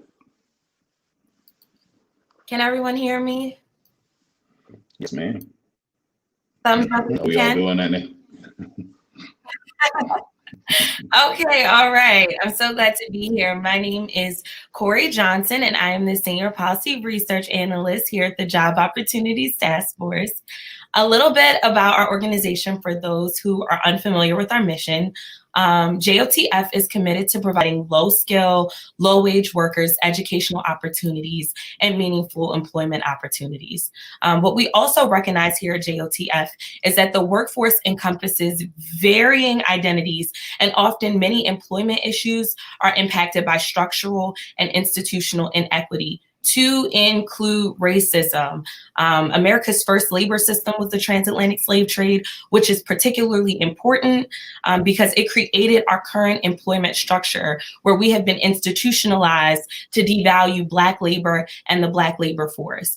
We can see this now as we look at the wealth and wage gap, not only across the United States, but particularly in the state of Maryland. Just a little bit of data: the statewide unemployment rate is 2.3%, while the Black unemployment rate in Maryland is 6%. 6.1%. So here at JOTF, we are particularly concerned with highlighting the way that employment is structured by varying barriers that have everything to do with race and poverty. And this absolutely structures the initiatives that we'll be pushing this legislative session. So just to jump right in, we'll be pushing 2 important veto overrides. Last session, Governor Hogan vetoed 2 very important pieces of legislation. Nicole mentioned one, which was the women's pre-release. As Nicole stated, individuals returning from incarceration must navigate a difficult journey due to lack of housing resources, employment opportunities, job training, affordable and accessible adult education, and a bunch of other things. Pre-release centers are necessary to not only help returning citizens, but to reduce the impact of these barriers. In the state of Maryland, there are 9 centers for men and none for women. Why is that important? Because Black and Latino women have the highest increasing incarceration rate in the United States. So we believe that we need not only 9 centers for men, but 1 for women as well. We will also be seeking to override the governor's veto regarding the unit rule. A little bit about the unit rule. The unit rule prohibits expungement of eligible charges if one charge in the unit is ineligible for expungement, even if the eligible charges did not lead to conviction. So for the last 15 years, JOTF has supported the repeal of the unit rule. We seek to do the same thing next legislative session. As for worker supports and benefits, specifically for the COVID-19 response, the pandemic has impacted our community harder than any other community in the state of Maryland. In fact, the virus has been particularly unforgiving for Black community members. I want to throw some stats at you all that I found. Black residents make up 30% of Maryland's population, but they make up 41% of the COVID-related deaths. Of the confirmed 139,000 cases in the state, racialized minorities make up 60%. That's 81,000 cases, with African Americans experiencing the largest impact at approximately 43,000 confirmed cases. Moreover, among the 3,900 COVID-related deaths in Maryland, racialized minorities make up approximately 2,200 of those fatalities. That being said, the virus has particularly impacted Black workers. So what we know now, given that we had the Maryland Healthy Working Families Act, we've realized that there are some gaps in the legislation that we seek to cure with some of the amendments we have for the 2021 session. So the first thing we want to do is expand sick leave protections during public health emergencies, which is absolutely now more important than ever, specifically as Black workers make up a disproportionate amount of the individuals that are deemed essential workers. And 2, eliminating exemptions that currently deny coverage to some of the workers hardest hit by COVID-19, to include agricultural workers and temporary workers. This is particularly important for anyone who has any historical knowledge of the way that the workforce has been categorized. We've seen with the Social Security Act of 1935 that Roosevelt's New Deal programs left out agricultural workers as an attempt to be racist to Black workers. And so we need to make sure that, we not only protect, the larger workforce, but Black workers as well. Moving on to some of our adult correctional education program legislations that we're looking to champion in 2021, diminution credits. So as Senator Carter stated, who is also our bill sponsor for diminution credits, Maryland has the highest percentage of incarcerated Black people in the United States. I believe that statistic is particularly telling as we focus on the educational needs of those individuals that are incarcerated. Currently, the state of Maryland provides up to 30 diminution credits to certain individuals who participate in educational programs. Our diminution credit bill would allow for a 60-day reduction for those who complete the program, to re-incentivize people to complete these programs so that they can have successful reentry, and ultimately leads to a decrease in recidivism rates. One of the biggest things we're doing in the 2021 session, and this is kind of the last category of what we'll be doing in the Maryland General Assembly, is the decriminalizing of poverty and race. Particularly, so one of our pieces of legislation, we've called it the Maryland Criminal Justice Debt Elimination and Prevention Act of 2021. But essentially, it will eliminate all criminal justice fines and fees. Why is this important? Currently, our criminal justice system has attached many pretrial fines and fees that is particularly damning for Black folk and those that are living below the poverty line, even though they haven't been convicted of a crime. And as you all know, the Fifth Amendment incorporated through the 14th Amendment lets us know that we have a right to due process. So fees like home detention fees, public defender's fees, room and board while incarcerated, probation and parole fees, all of these different fees further punish and impoverish indigent Black folk. More particularly, it is necessary to understand that these fines are attributed to folks without any conviction, which is absolutely damning. Even if we look to Ferguson, in 2015, after the uprising that was calling for, criminal justice accountability in Ferguson, the DOJ issued a report showing that the entire city of Ferguson was funded by predatory fines and fees. Just to throw a number at you, in 2013, Ferguson raked in $2.6 million in court fees and fines alone. In 2015, the city was projected to take in $3.9 million out of a total of an $11.7 million budget.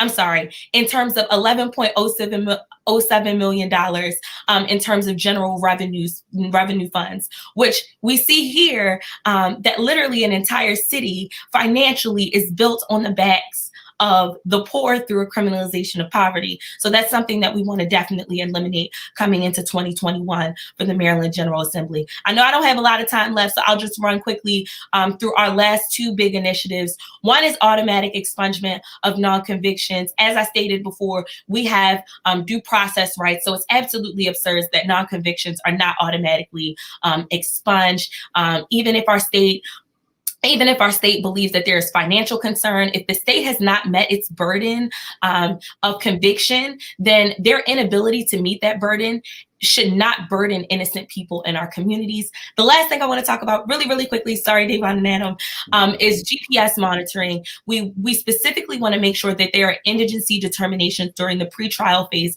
specifically because poor communities of colors are directly impacted by this. People are being charged $15 a day for GPS monitoring, and they haven't been convicted of a crime. These rates are absolutely ridiculous and further criminalizes poverty. So those are the things that we look to do in the Maryland General Assembly. I'm super excited that we get to work with not only LBS and the ACLU, but everyone regarding these important issues. All right, thank you, Corey. We're going to go next to Lawrence, and then we'll come back to Cole. Good afternoon, everyone. My name is Lawrence. I'm Director of Research for Leaders of a Beautiful Struggle. So the main thing I want to talk to you all about is cannabis legalization. Some of you may know this is an issue that has been percolating in Maryland for really the past 4, 5, 6 years. We obviously have medical cannabis, which is legalized, but the state assembly is looking towards recreational cannabis. And I'm going to briefly go over some of the things that we've learned, concerning things we've learned from other states that have legalized cannabis, and the specific provisions we at LBS believe must be in a Maryland recreational adult use cannabis bill for it to meet our criteria for racial equity and something we can support. So let's just take the state of California. Of course, it had a robust, very robust medical cannabis program, but recently it did legalize recreational cannabis. And one of the things that folks are saying in California, two things, which will relate to my conclusions, is first of all, the bill was sold essentially as reparations for the war on drugs. What do I mean? With medical cannabis, they do not put an extra tax on the cannabis because the argument, which I agree with, is that you should not tax people's medicine. But with recreational adult use cannabis, the state puts additional taxes on it so it can generate additional state tax revenue. So recreational cannabis has been a boon for the coffers of the state of California, bringing in hundreds of millions of dollars in tax revenue, but what did it get spent on? There was recently a report out of California that said that there were provisions in the cannabis bill which actually gave more money to cops. 10% of the money went to police departments so they could fund what they claimed was anti-high driving support for the police. In some localities in California, police budgets are increasing 25 to 35% just off cannabis revenue alone. And this is a bill that was sold essentially as we'll legalize it and use the tax money for operations. But what else are they spending the money on? They're spending money on things like research at big universities. In Illinois, they have what they call a cannabis reparations fund, but the provisions on how you access the grants from the fund are so onerous, only multi-million-dollar nonprofits who have political support can really get access to that money. So around the country, we're seeing the promise of adult use recreational cannabis as reparations for war on drugs fall largely, if not completely flat, because of the inability to actually understand how the legislation must be crafted to ensure that grassroots people in communities most impacted by the war on drugs actually get access to that revenue. So how does that impact Maryland? So Maryland has a bill that's being worked on that will be a recreational cannabis legalization bill. There are provisions in this bill to have the money be allocated to communities for programming that's quote unquote reparative to the war on drugs. In the view of LBS, it's imperative that whatever provision gets set up to spend this tax revenue for communities impacted by the war on drugs, you have to be sure that actual people in community can get access to that money. And it's not a question of who has the best political advocacy game in Annapolis to lobby for those funds. So what does that look like? If you look at a state like Michigan, Michigan has recreational cannabis. What they did is they have localities and states and localities and counties actually get a percentage of that money given to them directly based upon whether they opt in to selling cannabis in their locality. So some localities don't want cannabis dispensaries. You can actually opt out. What Michigan said, it's fine. If you opt out, you don't get access to that money. But if the folks who opt in, we're going to give you a cut of that tax revenue. What we're arguing is that Michigan model should be the starting point for what the actual grassroots reparations funding bill should look like for cannabis in Maryland, where localities get a cut of the statewide recreational cannabis tax revenue based upon the level of impact cannabis prohibition has had on that locality. And the localities themselves have to pass an ordinance to designate which entity in that locality holds that money. So what does that do? That gives people on the ground who are grassroots and in the community actual opportunity to lobby and advocate for how they want that money spent. Do they want participatory budgeting? Do they want business opportunity? Do they want drug treatment? Do they want arts and entertainment? I don't know. And the point is, the community itself should get to answer that question, not some bureaucrat in Annapolis. And unfortunately, that's how it looks like the bill has been written initially. But it should be easy for us to amend that bill to actually get a grassroots reparations bill put onto the Maryland cannabis bill. Second thing that we're seeing in other places that have legalized cannabis that could affect Maryland. Our primary focus is on the tax revenue for recreational cannabis. But because of the conversations we've been having in the community over the past few years, we didn't want to completely ignore the business side. Now, the business side is fraught with tons of political intrigue. Obviously, there was a well-known state delegate who was in jail for corruption around taking bribes around cannabis. There is a huge disappointment in the medical cannabis program in Maryland in terms of racial equity. And lots of people are concerned about what does this mean for grassroots people who may be in the legacy economy, as some people call it, the so-called black market, getting access to economic opportunity in cannabis. So this is something we've been in consultation with folks on over the past couple of years. And I think there are some solid provisions in this bill that we want to protect, but we also want to educate people on so they can get access to the opportunities that can come with cannabis legalization. So cannabis legalization, there are multiple different layers or levels of the recreational cannabis industry. There's the big multi-million-dollar level, which, quite frankly, I don't have a lot of opinions on because it's so few people who get to play in that space that's not the space where we feel like we can have the biggest impact. So everyone's asking who gets to grow it, who gets to have the multi-million-dollar dispensaries. The bill looks like they're trying to create more access to that space, but that's not where we've chosen to focus our energy, because no matter what the bill says, if you don't have at least $5 million in capital, you can't play that game.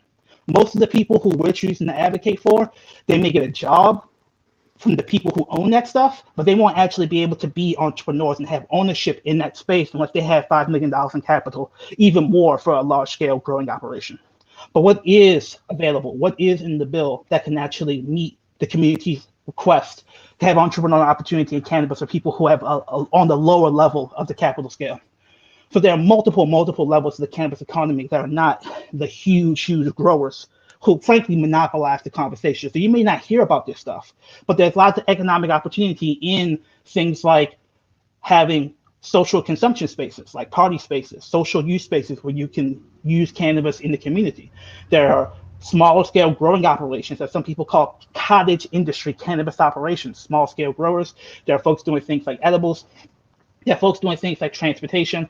There are folks doing things like security. All these things, you can essentially be an independent contractor and either work for a larger cannabis company or you can work on your own. So not only are we advocating vigorously for these provisions to allow that, there are provisions in the bill that would, especially in the transportation industry, like cannabis often gets delivered in places where it is recreationally legal, have that be a space where people who either have experienced incarceration for cannabis, are hiring people directly from communities impacted by cannabis prohibition, like lots of people got locked up for cannabis. Those entities that can prove that, the bill in Maryland right now wants to give them first dibs to do cannabis transportation, because states like Massachusetts have found that it's a strategically good space for minority ownership and minority empowerment in the cannabis economy. Additionally, what we're doing is there's a big concern that the medical cannabis entities could establish a monopoly on recreational cannabis. So the bill has a provision from Illinois, which I think is good, that says if a medical entity wants to do recreational cannabis, they have to pay an additional registration fee for the privilege. And you cap the number of dispensaries that these individuals who do medical cannabis can do for recreational cannabis. But that fee that the medical people pay, in addition to tax revenue, goes into a pot that is used to incubate small minority cannabis businesses, because the number one concern for a lot of these small cannabis entrepreneurs is, do they have the money, the capital to get off the ground? And it's very, very hard to do that in the private capital markets. You have to have some help from the public sector. So those are two provisions, the transportation stuff and the fund for small minority businesses. They are really important. There's really no way in the bill itself to be perfect when it comes to small-scale cannabis entrepreneurship. It's going to take community organizing and working with folks on the ground to really show the opportunities and get folks ready for that. And we've been doing that work in our own small way for the past year, two. But the reality is we cannot allow this opportunity for not just economic opportunity with selling cannabis. Not everybody wants to sell cannabis, but the tax revenue that comes with recreational cannabis can fund other forms of entrepreneurial opportunity, can fund other forms of community investment to actually begin to help the community restore itself from the war on drugs. And the final thing I'll say is that if we get this wrong, if we don't do this right, what we found in California is that when you legalize cannabis, you create a powerful incentive to recriminalize the so-called legacy economy, the black market. So when you legalize cannabis, the legal cannabis entities go to the city hall in the state capitol and say, I want you to lock up more people who sell weed on the corner because they're cutting into my profits. And the state says, I tax cannabis, so if they're selling weed on the corner, they're kind of cutting into my profits as well. So we found in California that policing the black market has actually increased after cannabis legalization, which is the exact opposite of everything we have been sold and everything we want out of the cannabis legalization bill. If you do not have robust, genuine grassroots ability for people to either access the legal economy or to have investments in their communities so they have economic alternatives, we're looking at a recriminalization of the so-called black market post-recreational cannabis legalization. That would really be a travesty in the light of all of the conversations around Black Lives Matter and social justice. But if we write this bill correctly, we won't have to deal with that. And we'll have money to actually invest in community so that we can actually begin to restore our communities from the policing of the war on drugs. All right, and last but not least, Nicole. I think we got Nicole back. All right, so we started with women's pre-release. Take it away, Nicole.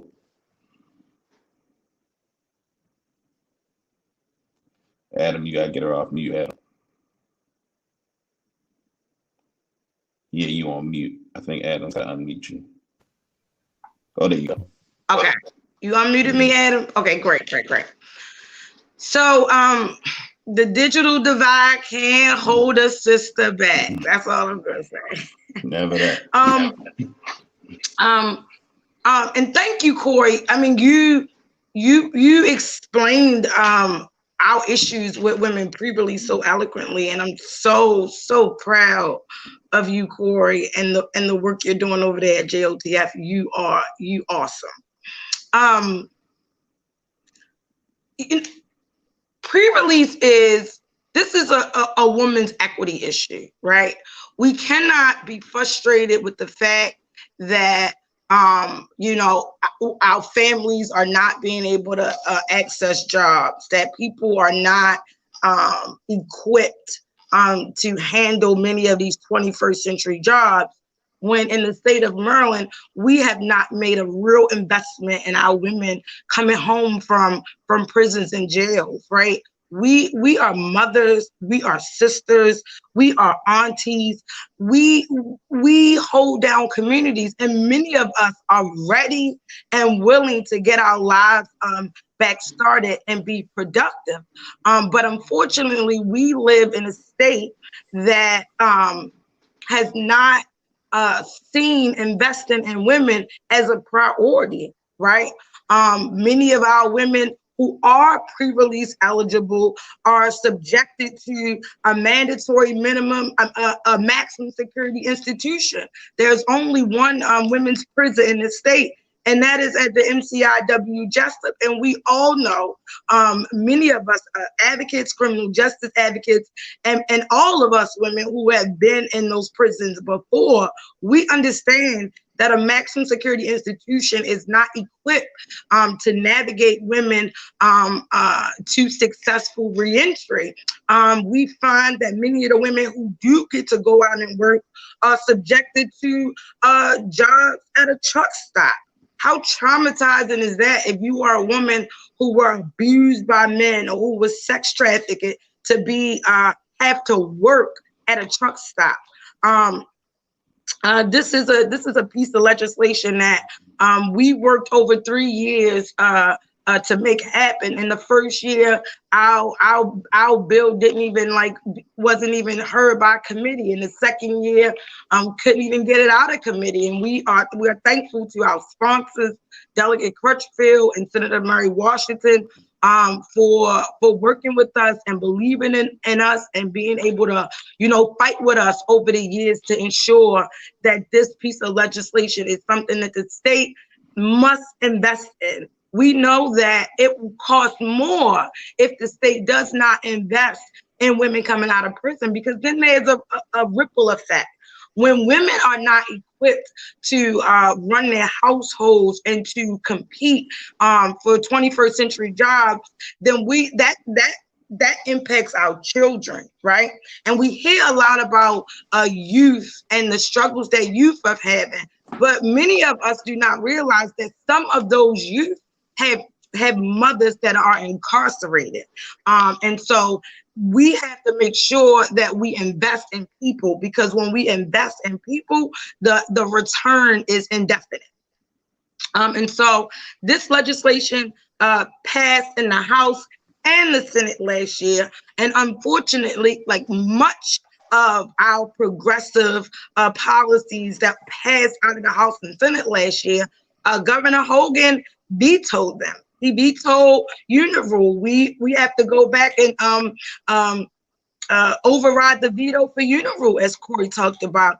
The Unirule is an issue that impacts formerly incarcerated people like no other. It is also a priority for Out for Justice, and that is something that starts at the police level, right? We have our law enforcement officers that are charging people with a boatload of charges. And then once it gets to the state's attorney's office, they're not removing those charges. And so people are going into court having to plea to one of the many charges on their record and thinking that because the state has dropped those charges, that they'll be able to get them removed from their record. And it's not true. When you have 1, 2, 3, 4, 5 charges attached to one another, and the minute you plead guilty to one, none of those other charges are eligible for expungement. So it is my hope that if, you know, we have a legislator that is into police reform, then they must be into repealing the unit rule, or it, you know, it kind of doesn't make sense to us. You want to do all this work around police reform, but the one thing that can help to reform people's lives and ensure that people can get into high-wage jobs and ensure that people can get into trade skills and things like that, you are not making sure that you repeal. So it's our hope that the legislator repeal the unit rule. If they really want to do something for the individuals in their district, they would repeal the unit rule. And the other issue for the purposes of time is voting rights for individuals impacted by the criminal justice system and individuals who are sitting in our jails pre-trial. So the law allows for individuals pre-trial, individuals who have not been convicted of anything. These are individuals who are eligible to vote and have been for decades. However, what we found in the last election is that neither the Department of Corrections was doing anything to ensure people had access to the ballot, nor was the State Board of Elections doing anything at that time to ensure that individuals had access to the ballot.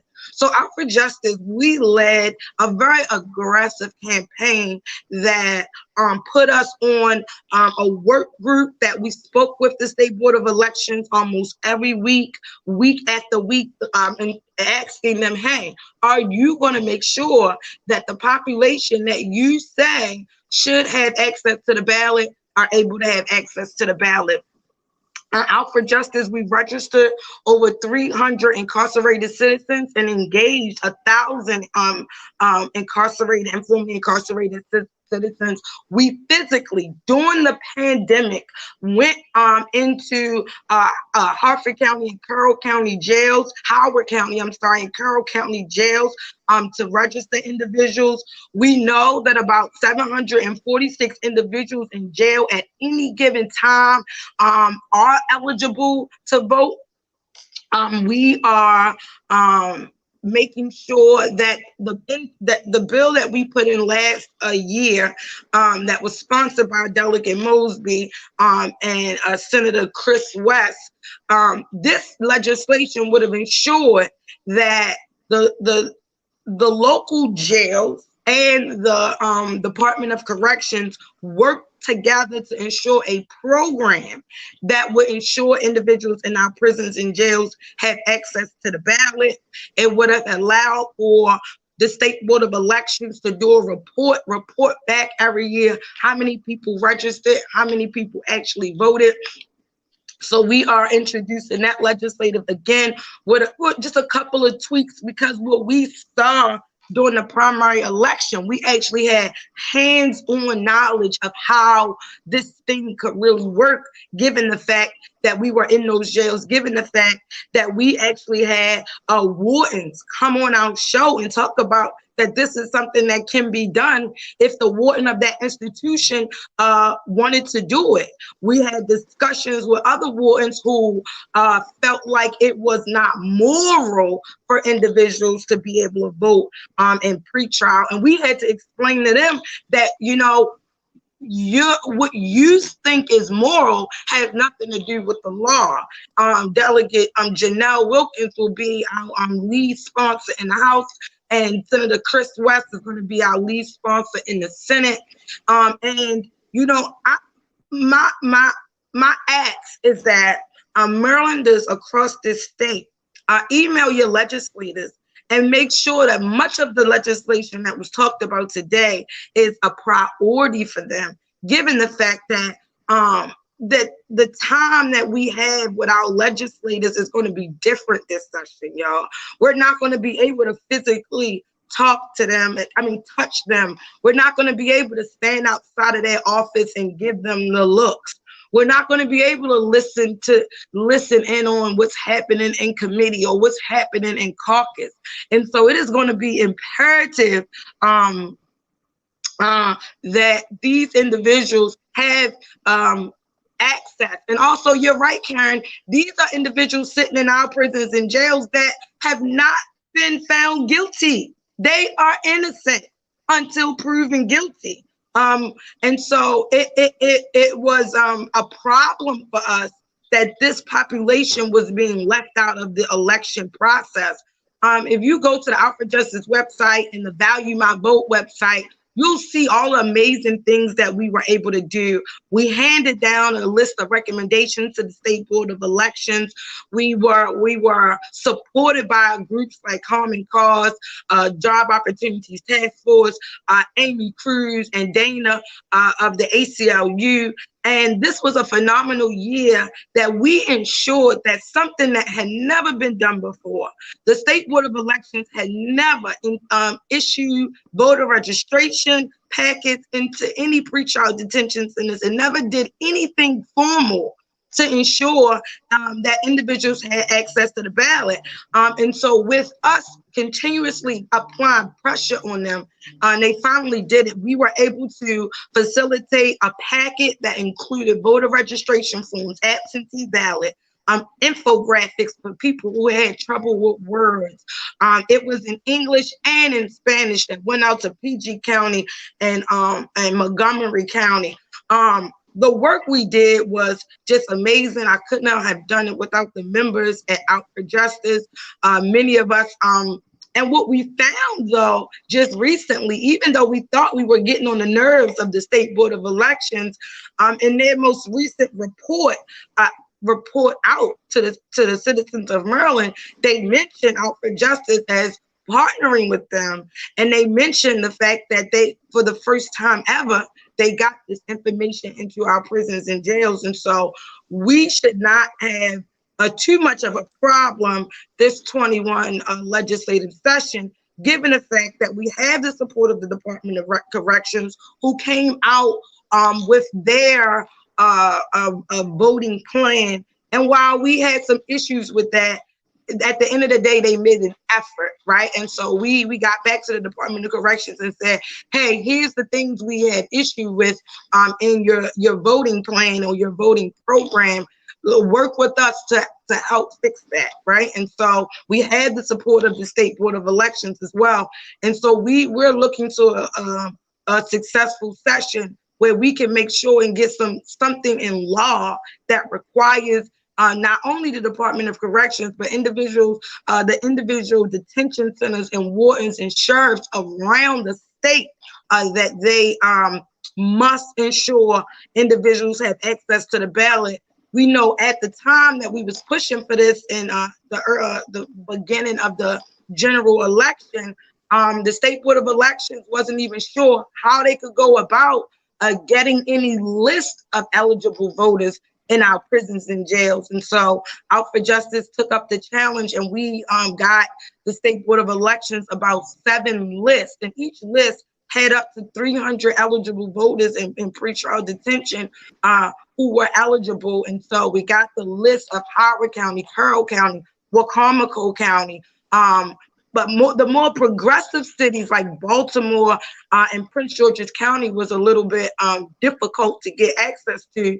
But we just encourage the citizens across this great state to ensure that all individuals have access to the ballot, and especially our vulnerable individuals in pretrial detention who had not been eligible, and our young people, because we have young people who are charged, who are in these detention centers that are 18, 19, who also have access to the ballot.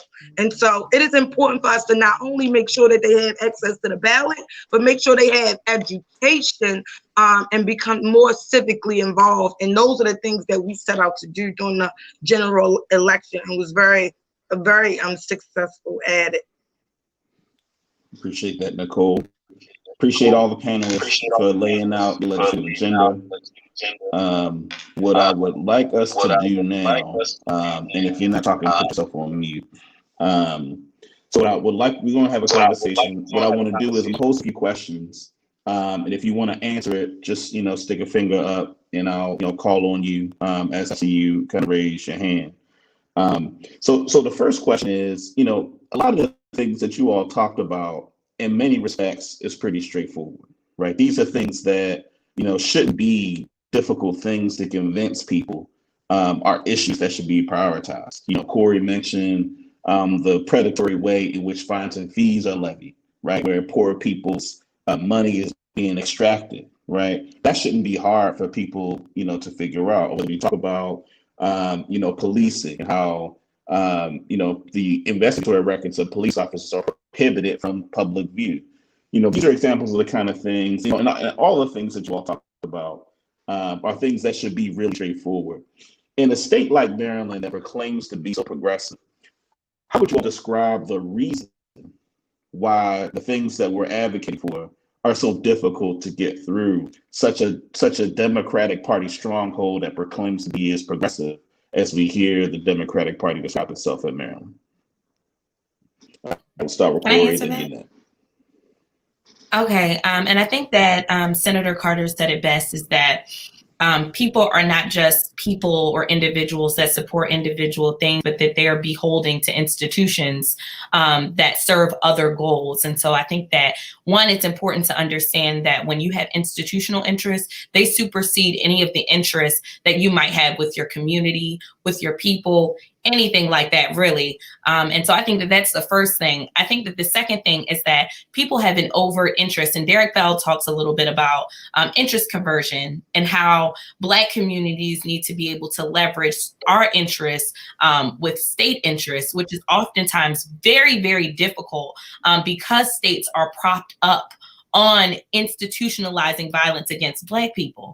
And so like the example that we gave with Ferguson, not criminalizing poverty or decriminalizing poverty would literally cost the state $3.2 million.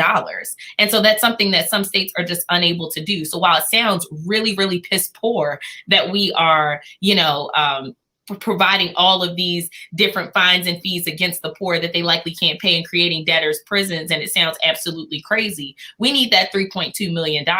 And so we've even heard from Governor Hogan on multiple occasions, well, this is just something that we can't do because we don't have the funds to do it, which is absolutely absurd. But that's the way that, the institutionalized racism, violence, and white supremacy operate in America. Say something, Yannette, and then I'll go to Jonathan and then Ashley. Yeah, well, Corey said it perfectly, and so I just want to lift up the bill that was mentioned earlier. And while Maryland might be progressive, it's not necessarily progressive for Black people. So, so an example of a straightforward bill that was introduced last session that didn't even come up for a vote was our youth interrogation bill that Ashley briefly mentioned earlier. So we know that Black people, including Black children, no matter how young they are, over policed. And so we had a bill last session that would require that we develop appropriate Miranda warnings for children, and require that any attorney that prior to interrogation of a child, that the child has an opportunity to consult with an attorney, and that they require that the state actually notify a parent about where their child is held, what they're being held for, and how they can find their child prior to an interrogation begins. And this is extremely important because there was a study in 2013 that surveyed 1/3 of Maryland counties, and which resulted in 40 to 58% of children routinely waiving their right to counsel. And other studies show that children waive their Miranda rights at a rate of 90% and make false confessions at a higher rate than adults. And it's a pretty common sense bill with no real fiscal note.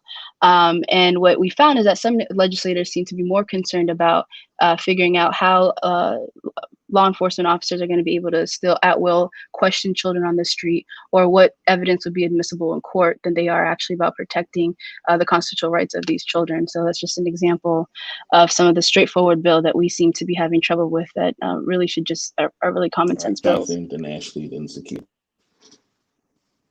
Yeah, great. Thanks for the question. Just real briefly, and I'm gonna bring it back to us as fighters and advocates into our communities. It really boils down to how we internalize and understand politics, what we believe politics is. You know, I was raised in a household growing up where my exposure to politics was my mother voted every 2 years. She did exactly what the Democratic Party machine in Atlanta, Georgia told her to do. She voted every 2 years. That was my exposure to politics. I didn't understand that politics really boils down to a raw struggle for power. If you're political, that means you belong to an organization. You propagate that organization. You build that organization. You work in coalition with organizations. You fight for issues. You throw down for your people. That's what we have to do to be political. And so what the Democratic Party actually depends upon is our voting and then going home. And the meme that was the most disgraceful theme I've ever seen in my 43 years of life, in this last electoral cycle, that I'll be quiet, is that meme of shut up and vote. You don't get no power and shift and build for your community and bring justice home, shutting up and doing anything. That which includes voting. Voting, I can't say this enough, it's the very least amount of political activity we can do. We should do it from the ground floor going forward. I yield the mic. So I want to build from that, and I also want to build from the comments that Yannette said. When we talk about what our fight is in Maryland, I think this was clearly illustrated or articulated by Adam following the presidential election when he did this live. What does that mean for Maryland?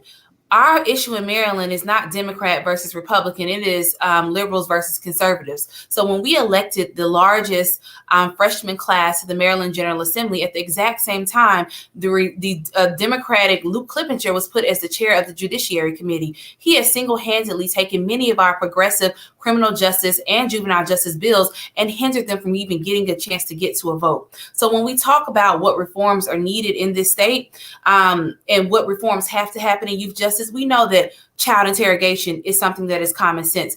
We know that stopping the indefinite probation of young people so that they're not on probation from the age of 12 until 21, forcing them deeper into the system, is necessary. But when you talk to our conservative members, they say, well, you know, we don't want to make too many changes. We want to focus on the front end. We can just do prevention. Well, then we ask them, well, did you support the violence intervention and prevention bill that passed last year? Will you be supporting that veto? This is a bill that funds our prevention organizations such as Safe Streets and ROCA. And we know that Lawrence did a really great podcast. He talked about how we need to increase our violence interrupters, how we need to increase the front.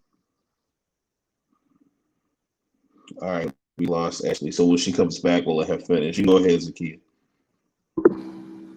I'll be brief. And, you know, from my experience, the way that I see it is the root cause is anti-Blackness. And I appreciate Senator Jill P. Carter for keeping it all the way 100 earlier when she talked about at the end of the day, it's about power for individual members instead of moving as a collective. People want to be the HNIC. They want to be the head Negro in charge on these damn committees, but they're not producing anything for the communities. And and I don't care who I offend. Like I said, it's about telling the truth for me. I am extremely disappointed that I live in a state with a Democratic supermajority and these people can't get nothing right for the largest demographic of people who vote for them. I think it's absurd. I think that Black people should, en masse, look at other avenues. If we so progressive and we have all these different ideas that we can move as a block to start voting for more independent individuals or voting for people starting at the local level all the way up to the state level. I'm sick of it. It's anti-Blackness, and you got Black people who get inside of these institutions who start to think about themselves and their own individual come up and their own individual families because they're excited about being the first Black to do this, or I'm this and I'm that. And they forget about the hundreds of thousands of people back in their districts who actually need them to move something collectively for us. So that's what it is to me. And I think it's ridiculous. And I'll leave it. And Dave, if I can add you all did a beautiful job, LBS, of exposing that dynamic several years ago. with the bail reform struggle and Zirkin's committee. I just want to thank you all for that. Appreciate that. So one of the things I want to raise, and it's actually a good segue to something that Zakiya just mentioned. One of the things that I've been talking about for the past few years, and I've discussed it with some of you all on the panel, is the way the Democrats kind of make certain kinds of threats about the protecting the Democrats. Now, Senator Carter mentioned it before. She mentioned that, in some respects, there are legitimate concerns. One of the things that I think happens on the dynamic that I think is important, and we see it in the national elections in the same ways that I think we see it locally, where the conversation is about if you go too far to the left, then you're going to lose the ability to get folks elected to be the Democrats to push forward certain things. And so there's this piece around like purple districts, right? And one of the things I think is particularly important about, these purple districts, and in Maryland, if I'm trying to just give it a ballpark in terms of the regions, you're talking about parts of Baltimore County, parts of like Howard County, Harford County, parts of Frederick County, certain places where, folks may be liberal on things like education.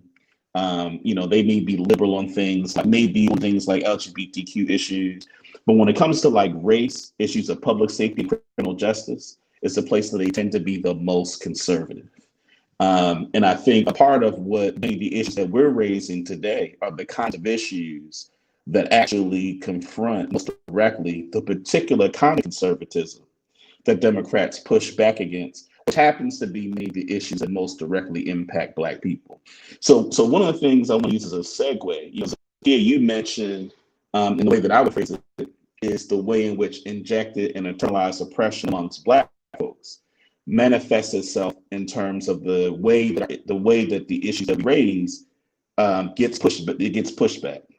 And so one of the things that I'd like you all who are interested in speaking to it is, what are the ways that in the particular work that you've done, what are the ways that you've seen this internalized injected oppression undermine advocacy efforts on some of the things you all mentioned today? And again, if you raise your hand, I'll call on you in that order. So I'll start with Lawrence and then go to Zakiya. So this is an important topic because it hits on some of the things I talked about in my talk, where I'm going to have to go a bit theoretical, but I'll work it back down. So people are confused because, again, people are taught to think about politics in liberal versus conservative. And there is this huge reality that anything that puts money into the community by the government is tacitly coded through anti-Blackness. This goes all the way back to Brown v. Board, to the notion that the federal government is somehow working against white people's interests with the civil rights movement. And so ever since then, there are tons of studies from people like Randolph Holy at SUNY, State University of New York, that basically there's like this white private Black public theory that people are very skeptical on governance because it's racialized. What happened with Clinton is Clinton was an intervention into that, which basically said the only way we're going to get people to support government is to be convinced that government itself is a tool of anti-Blackness, even government spending. So the only forms of government spending that people believe can get public support are forms of government spending that have all these provisions on them, have all these requirements on them, things like drug testing, things like work requirements that they believe further essentially a civilizing mission that is inherently anti-Black. And that's what happened with cannabis revenues in like every other state. So if you look at Illinois has an explicit provision in its statewide bill. So Illinois is a big state. They're generating hundreds of millions of dollars in tax revenue. 20% of that is going to a panel that is specifically tasked with reinvesting the money into community in order to repair the damage of the war on drugs. That seems pretty radical. But the question is, if anti-Blackness is real, how did that pass? What is the functioning of stuff like that? And why is that getting copied into Maryland's bill? If you look at the actual way they did the panel, first of all, it's all political appointees from the House and the Senate and the governor, and there are 4 token seats for returning citizens. So the theory is that we're basically going to have total control over the money, and we're going to launder whatever we want to do through the lens of public participation. Additionally, if you look at the actual criteria around how they kick the money out, They use things like evidence-based analysis, public health approach. You have to basically have a couple of years of audited financial statements. You need to have some sort of evaluation of your program that proves that it's evidence-based. It is a tool basically to empower certain visions of the liberal nonprofit sector that explicitly say we can do work in a way that essentially civilizes Black folk. This is actually the limitation, if I could just sort of reframe some of the things that were previously said, this is the limitation of what we call violence interruption in the status quo. If that violence interruption uses essentially a white public health methodology that says that violence is a pathology injected into the minds of Black people, we need to spend money to suck that pathology out, as opposed to a more holistic understanding of the role of the legacy of slavery and injected oppression as a starting point for a radical methodology to deal with violence. Violence interruption can get funded because white public health people basically claim they're doing an evidence-based approach. And so this creates a huge push towards these top-down technocratic interventions that tacitly demonize the Black community. And you basically have to argue, I'm going to do something that sucks that pathology out of the Black community to get your program funded. And so the battles we have is conservatives who want to fund nothing to punish Black people, and Democrats, like the Democrats in Maryland, who view all of these provisions and a sort of punitive methodology embedded in the programming as essentially a funded civilizing mission for the state to do its work of anti-Blackness. And we're battling between two versions of anti-Blackness. But we are taught that one is the only way we can be progressive, so we have to accept the anti-Black version that's funded versus the anti-Black politics that's austerity. And we have to break out of that dichotomy if we actually want to have a genuine liberatory political methodology. All right, go ahead, Zakif, and then I'll come to Jonathan and back to Ashley. Amen, Lawrence, to all of that. And then I'll say too is that we can't forget about the fact that the Democratic Party is a hegemonic institution the same way the Republican Party is. They're funded by corporations, big money. In this last presidential campaign, it's not lost on me that people aren't talking about the fact that Wall Street actually wanted Joe Biden. They didn't want Trump, right? They funded Joe Biden's campaign. And so we're talking about people who are connected to money interests. We're talking, and then that's Black folks too. And then that leads to my point in terms of the so-called injected oppression. The injected oppression is funded. So these people are literally choosing a upper middle class lifestyle because they get to be the managers of the masses. They get to manage the rest of us Black folks, pimp us out, get out and vote and shut up, Roland Martin, right? Get out and vote and just shut up. And, just stay in this lane with the Democratic Party, even though you have grassroots people and some reactionary forces like the ADOS movement who started saying no. Tangibles. I'm not just voting just to be voting, and we can critique the ADOS movement, but I appreciated the fact that they brought to the thing that no, we want something for our vote. Tangibles, we want an agenda before you just tell us to keep coming out and voting for the Democrats. When we see in our own local communities, in our own states, especially in states like Maryland, where Democrats control the House and the Senate, that we look around our communities and we don't see any improvement in our material conditions. In fact, we see a continuation of the deterioration of our material conditions. And so we have to link the fact that corporations and moneyed interests are intertwined in the Democratic Party and the Republican Party. We have this idea, and I see people do it on social media.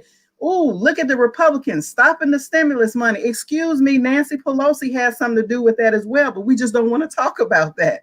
You know what I'm saying? We don't want to talk about the corporate Democrats, which is really the majority of them, and the kind of shenanigans that they play with the lives of people, especially Black people. Go ahead, John. Just real quickly, validate everything that we just heard from Lawrence and Sister Zakiya. Let me just say, make a couple of key points. There's two major key points. One, as the late Fred Hampton used to say ad nauseum, the people learn best by observation and participation. And so it was through that observation, but most importantly, that participation, that we learned about that Black comprador class and how it operates in our community. Today, you will hear the name Prince Jones repeatedly through those who most of us have read Between the World and Me by Ta-Nehisi Coates, but the name you don't hear that we need to hear is that of Wayne Curry. who was the county executive, the first Black elected county executive in Prince George's County. The reason why there was no justice in that case, and the most egregious case, arguably, of that time period in this region, at least in the DMV region, is because Prince Jones was exonerated, both in Fairfax County and locally in Prince George's County. In fact, the first Black chief at that time, Gerald Wilson, his last act before he left office was to totally exonerate the officer in question, Carlton Jones, of any charges in that case. That was our learning. That was our training in terms of the role of the Black electoral class. And so we bring it forward on this principle of the late Malcolm X, of all of our subjects. History is best prepared to reward our research. It is based on that, because we come out of a Black liberation movement. We come out of Black liberation ethos. And so we have to be willing, for those of us who have that in us, we have to be willing from an organized base to engage in a struggle, a class struggle. I'm going to say a class struggle from the Black working class within the Democratic Party, from an organized base, not as individuals, but from an organized base. We bring forth the history of the late Imamu Amir Baraka. This is what that generation was attempting to do, to call for nation time from the Congress of African People, from an organized base. We got to begin to look at this. We've got to be willing to, in a strategic way, I don't want to put no battle plans out here now, but in a strategic way, we've got to challenge these folks. Some of these folks got to get primary. Some of you on this line have the capacity to run for office. Let's strategize. Let's have a discussion. Let's build on that.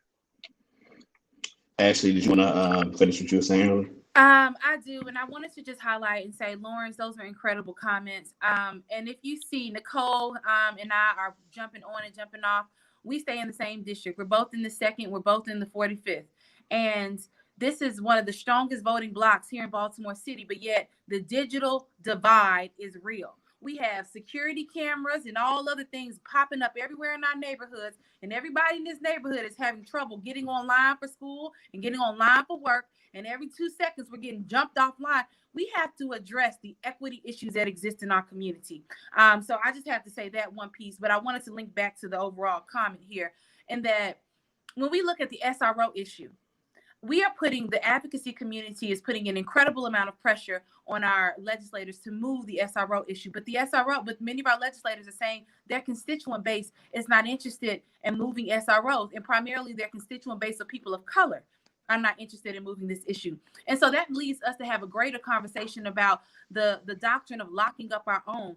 How has internalized oppression aided us in possibly doing things that are against our own self-interest as it pertains to criminal and juvenile justice? So yes, we have to put an immense amount of pressure on our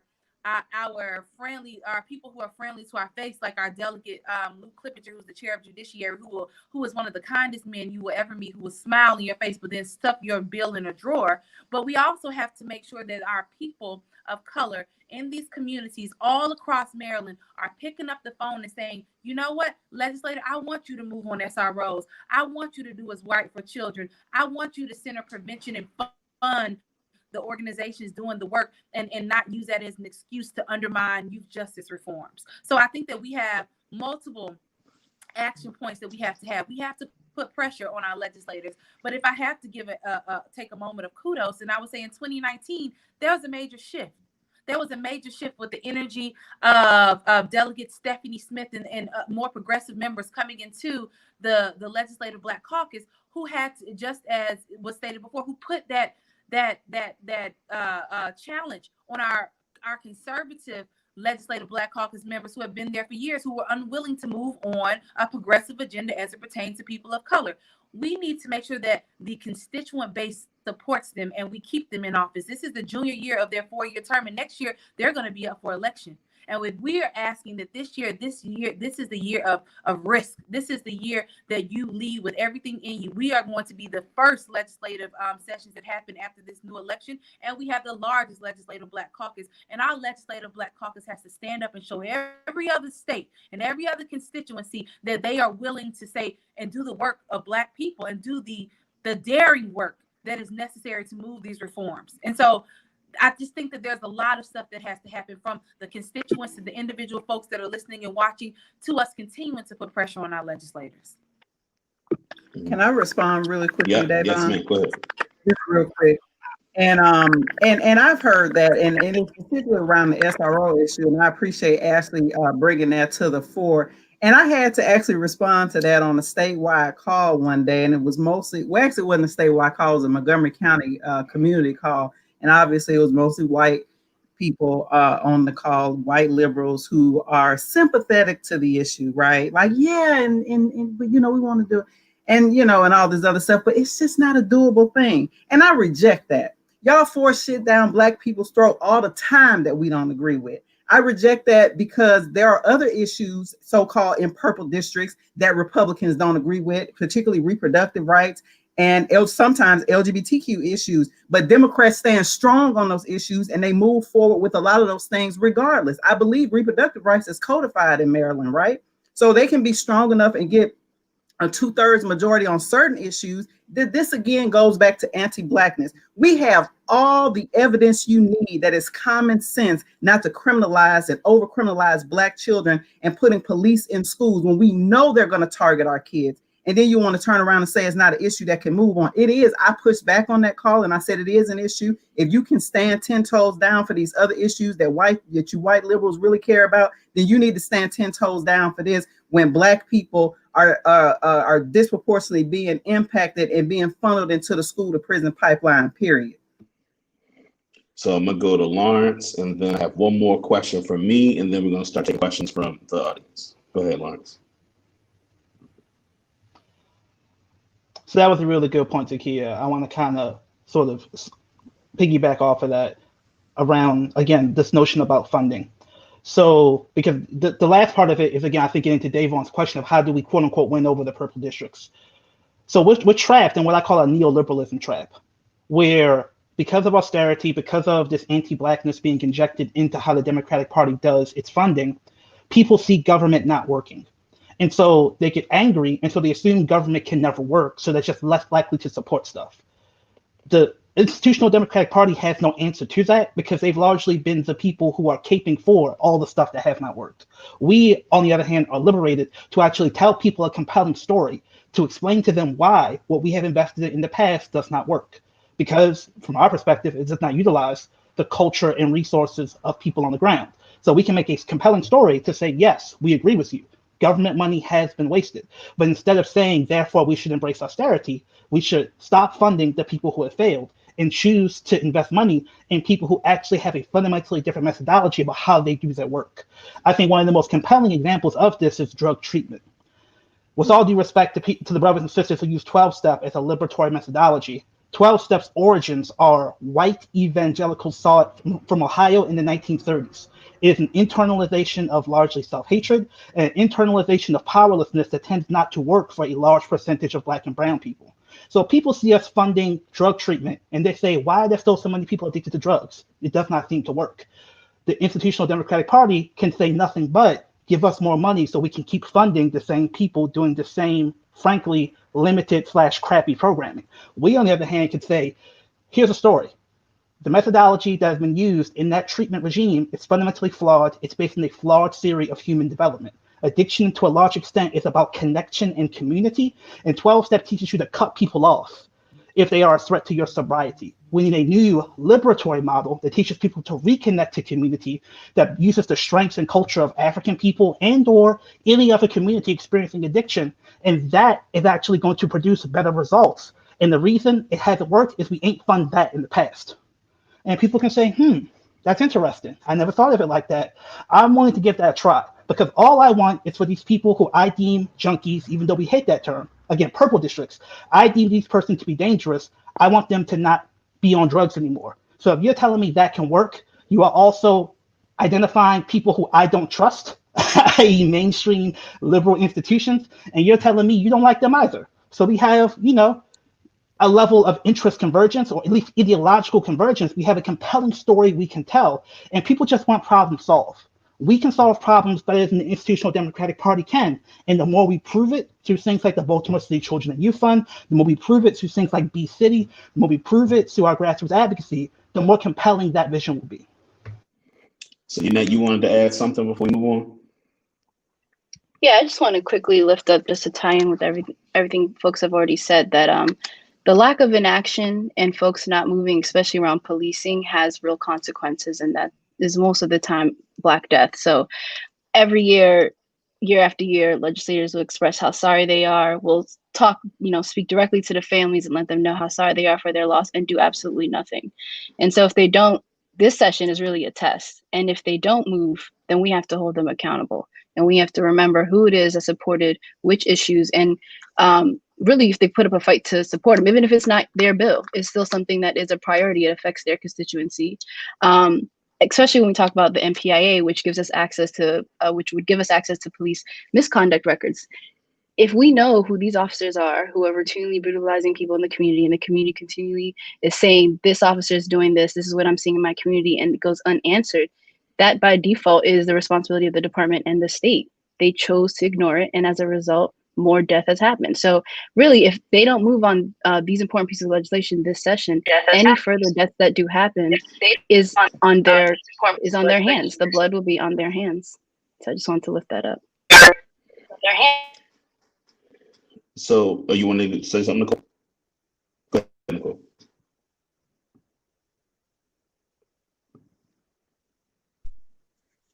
Okay, can y'all hear me?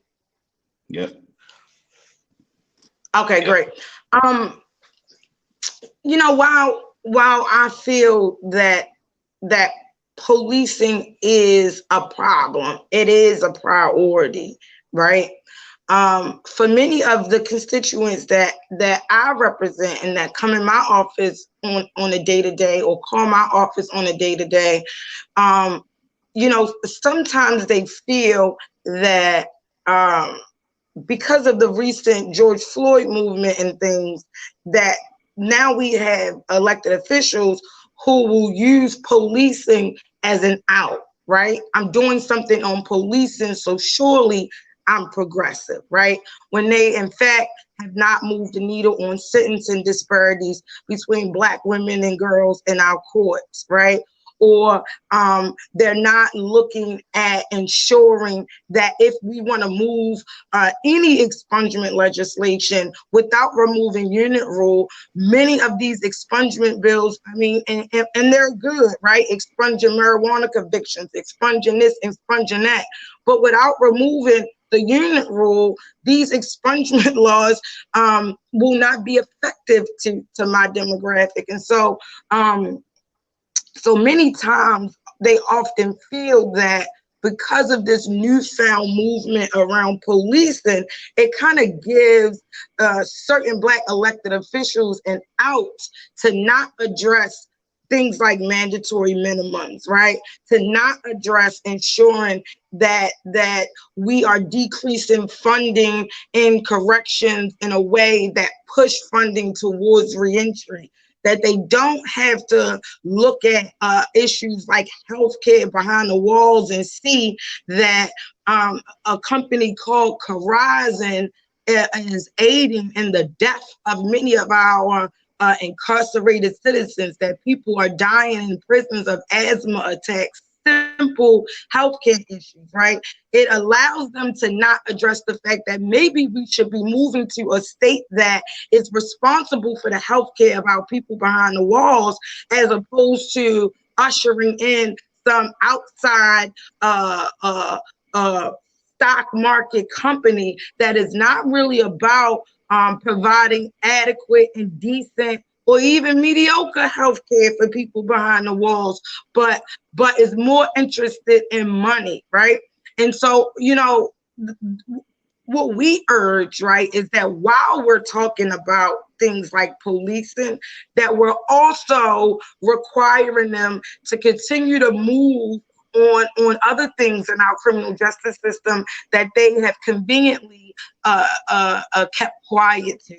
And so, that's just something I want to share, that I hear a lot from our constituency, is that, yeah, they're talking about policing, but what about these fines and fees? What about the fact that I now don't have to choose between food and paying for home detention for my loved one, right? Or, you know, all of these different things that are connected to policing, but that they're choosing to move away from and choosing to not address, all in the name of, oh, but I'm doing something on policing, or I made a statement on Facebook about policing, or, you know, we're pushing something on policing. And then just the last thing, because I heard you all talk a little bit about some of the insurgents of a new energy in Annapolis, and surely that is the case, right?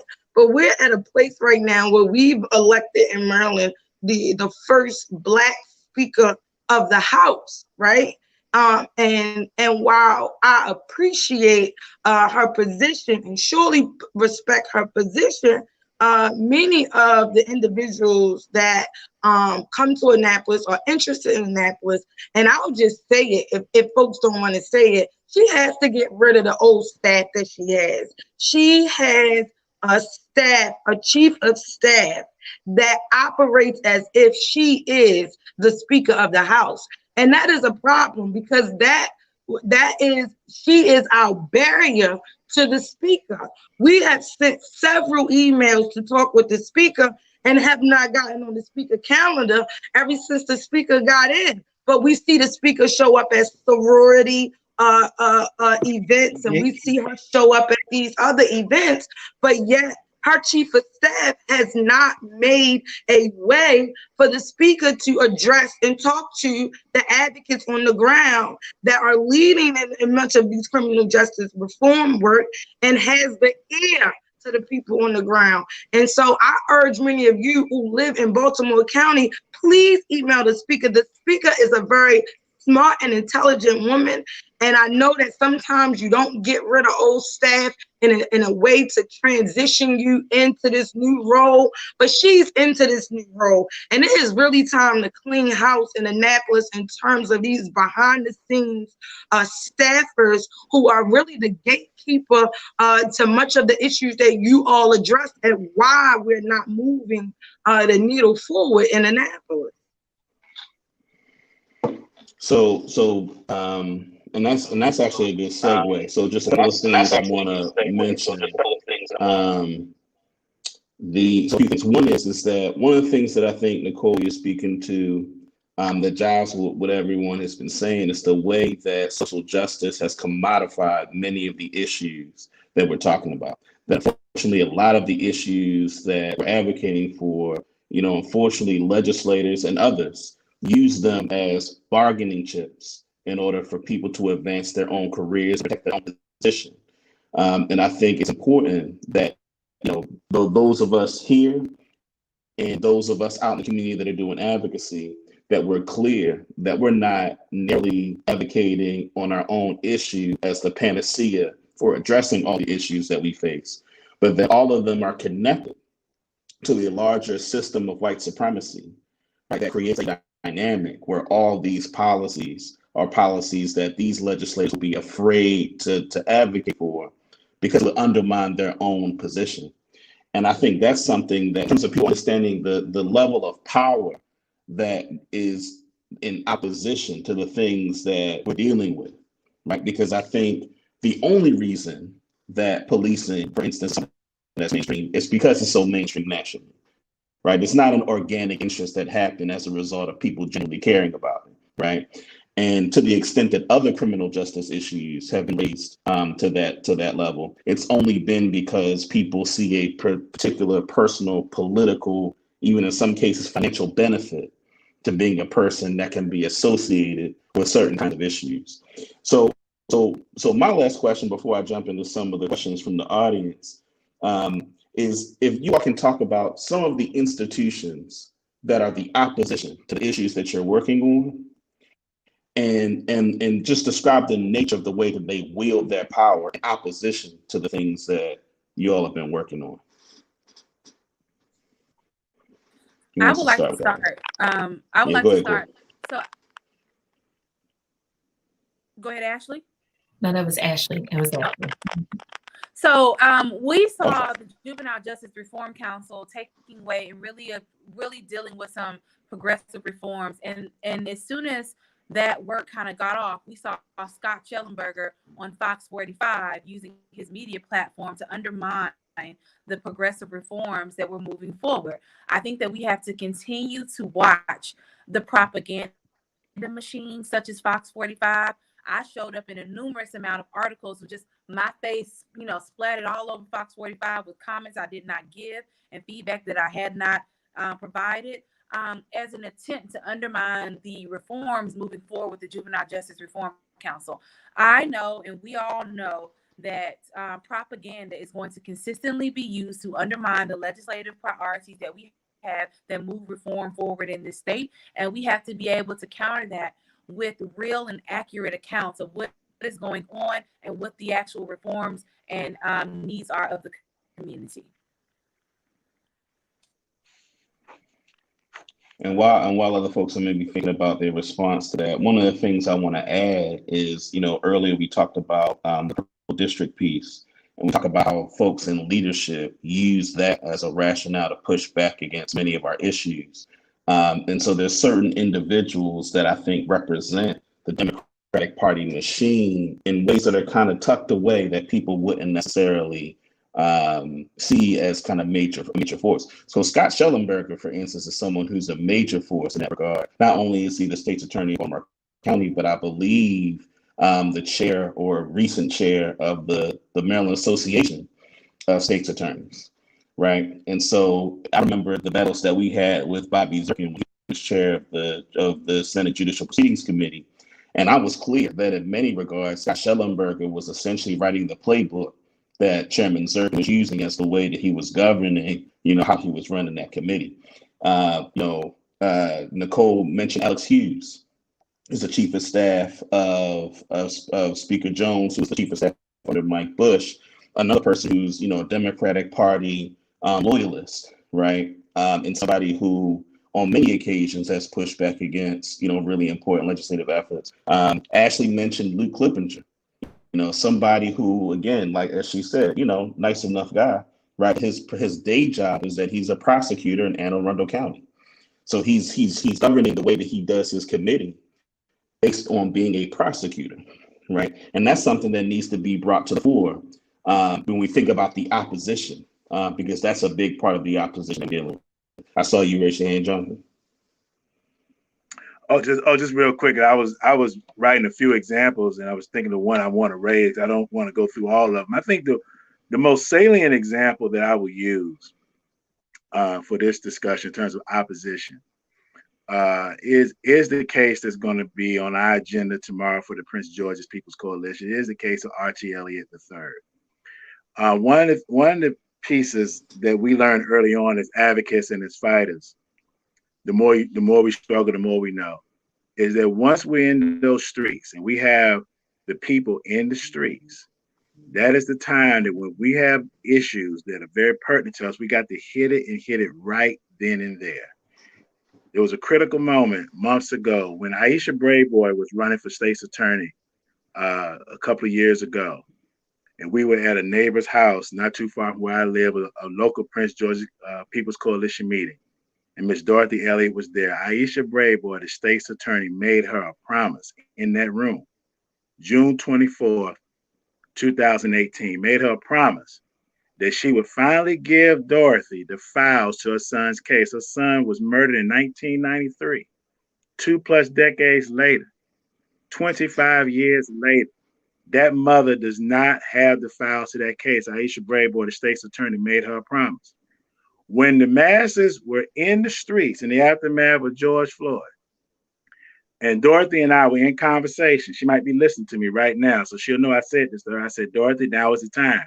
We need to move on the state's attorney. Somehow a conversation ensued. I'm being very transparent here. A conversation ensued where Dorothy went into negotiation with the state's attorney on these files. Now, I had a position on that. And my position was this, but I didn't win out. My position is, Dorothy, they're going to wait you out. They're going to bring you into a bureaucratic process, a confidentiality process. It's going to go on for weeks, for months, until the protests die down. And then I'm about 99% sure we won't get the files. I said that to Dorothy this past summer. I get a call from Dorothy a few days ago, validating to me that this is how she feels now, and that she's ready. She's ready to move on some direct action potentially. I say all that to say that in a micro sense of what I just detailed there, that's the role that these task force, like for example, there was a task force that was put forward by the county executive here. We have a responsibility as advocates that we can get fighters on those task forces. That's what happens. A travesty happens. They use bureaucratic task force, bring us in, come up with a report, recommendations. We know the process. But in getting involved in those processes, we cannot yield the grassroots movement. We cannot yield the boots on the ground. That it's the boots on the ground and the pressure that actually create the conditions to even move the politicians, because they don't do anything from a benevolent position. There is no such thing as a benevolent politician. I'll just say that, at least not from a broad sense. Power concedes nothing. So I'll just say that, Davon, that the internal opposition, from where I sit, is those processes and the desire of too many of us to become a part of those processes, which then takes energy away, I believe, from really building and sustaining our grassroots movement, our organizations, that really makes it possible to bring the changes and the radical reforms into fruition. You want to say something, Nicole?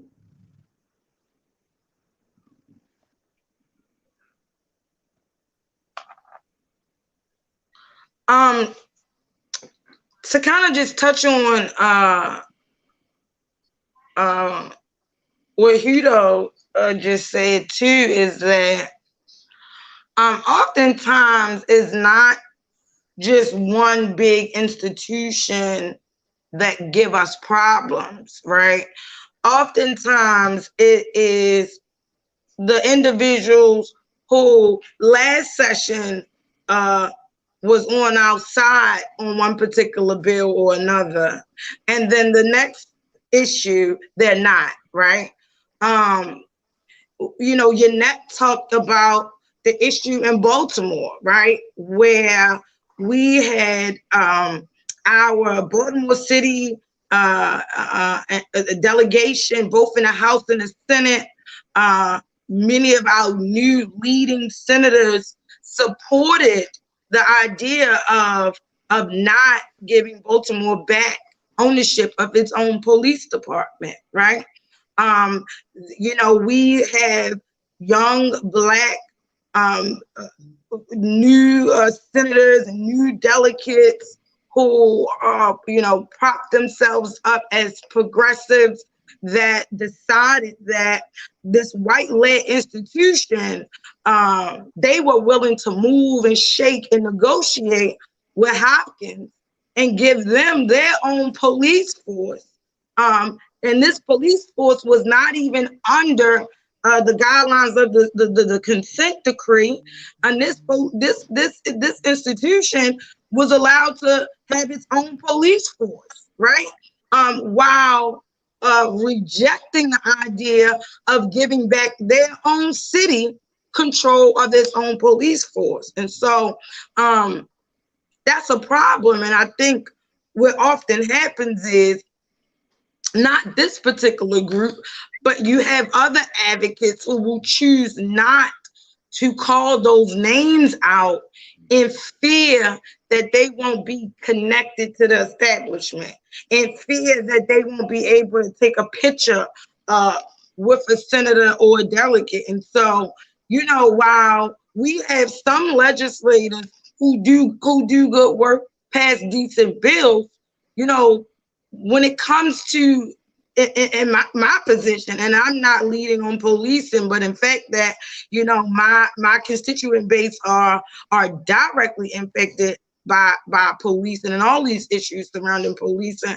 But the one thing that we have to do is make sure that we talk to and constituents in the 45th district. You got to talk to Senator McCray. You got to talk to him and ask him, you know, you need to ensure and help ensure that Baltimore gets back control of its police department. You got to talk to the senator in the 40th district, whom I like, Antonio Hayes, and say, you have to ensure that Baltimore gets back ownership of its police department, right? Because if the reason that they don't want to give Baltimore back their own police department is in fear of lawsuits, in fear that it will bankrupt the city, that's not good enough, right? Then you need to do something with your police department to ensure that they're not illegally arresting people, right? And they're not killing unarmed Black men and women. Because I think when we really dive into the data, we will see the impact that how policing has impacted Black women, in particular in Baltimore City, and treats Black women as if they're the scum of the earth. And so, you know, this conversation was about who is giving us the most problems. And oftentimes, of course, we know it's Scott Schellenberger, right? Of course, we know that it's some of those paid lobbying firms, right? But oftentimes it's our own supposedly allies that in many cases is hindering progress on some points, especially the issues around policing and local control. All right, go ahead, Annette. I want to respond, and I'll come back to you, Ashley. If I could just quickly add to that.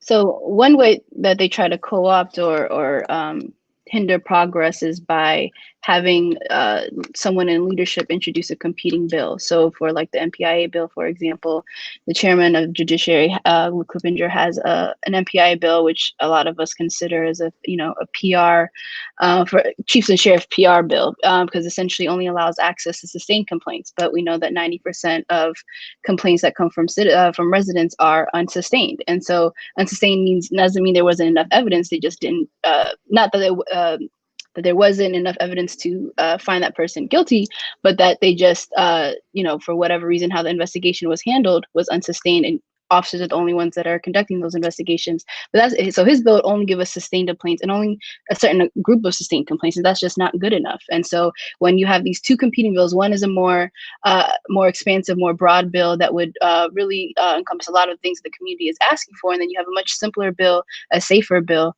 That's kind of the different strategies that they use to try to undermine and co-opt some of the progress that we're trying to make. Real quick, and then I have actually a real specific question for Lawrence. So three things. One is the Fraternal Order of Police is a really important institution when we talk about policing, not just on the issue of the piece of legislation that Annette laid out, but also in terms that public safety budgets have increased exponentially over the past 50 to 60 years.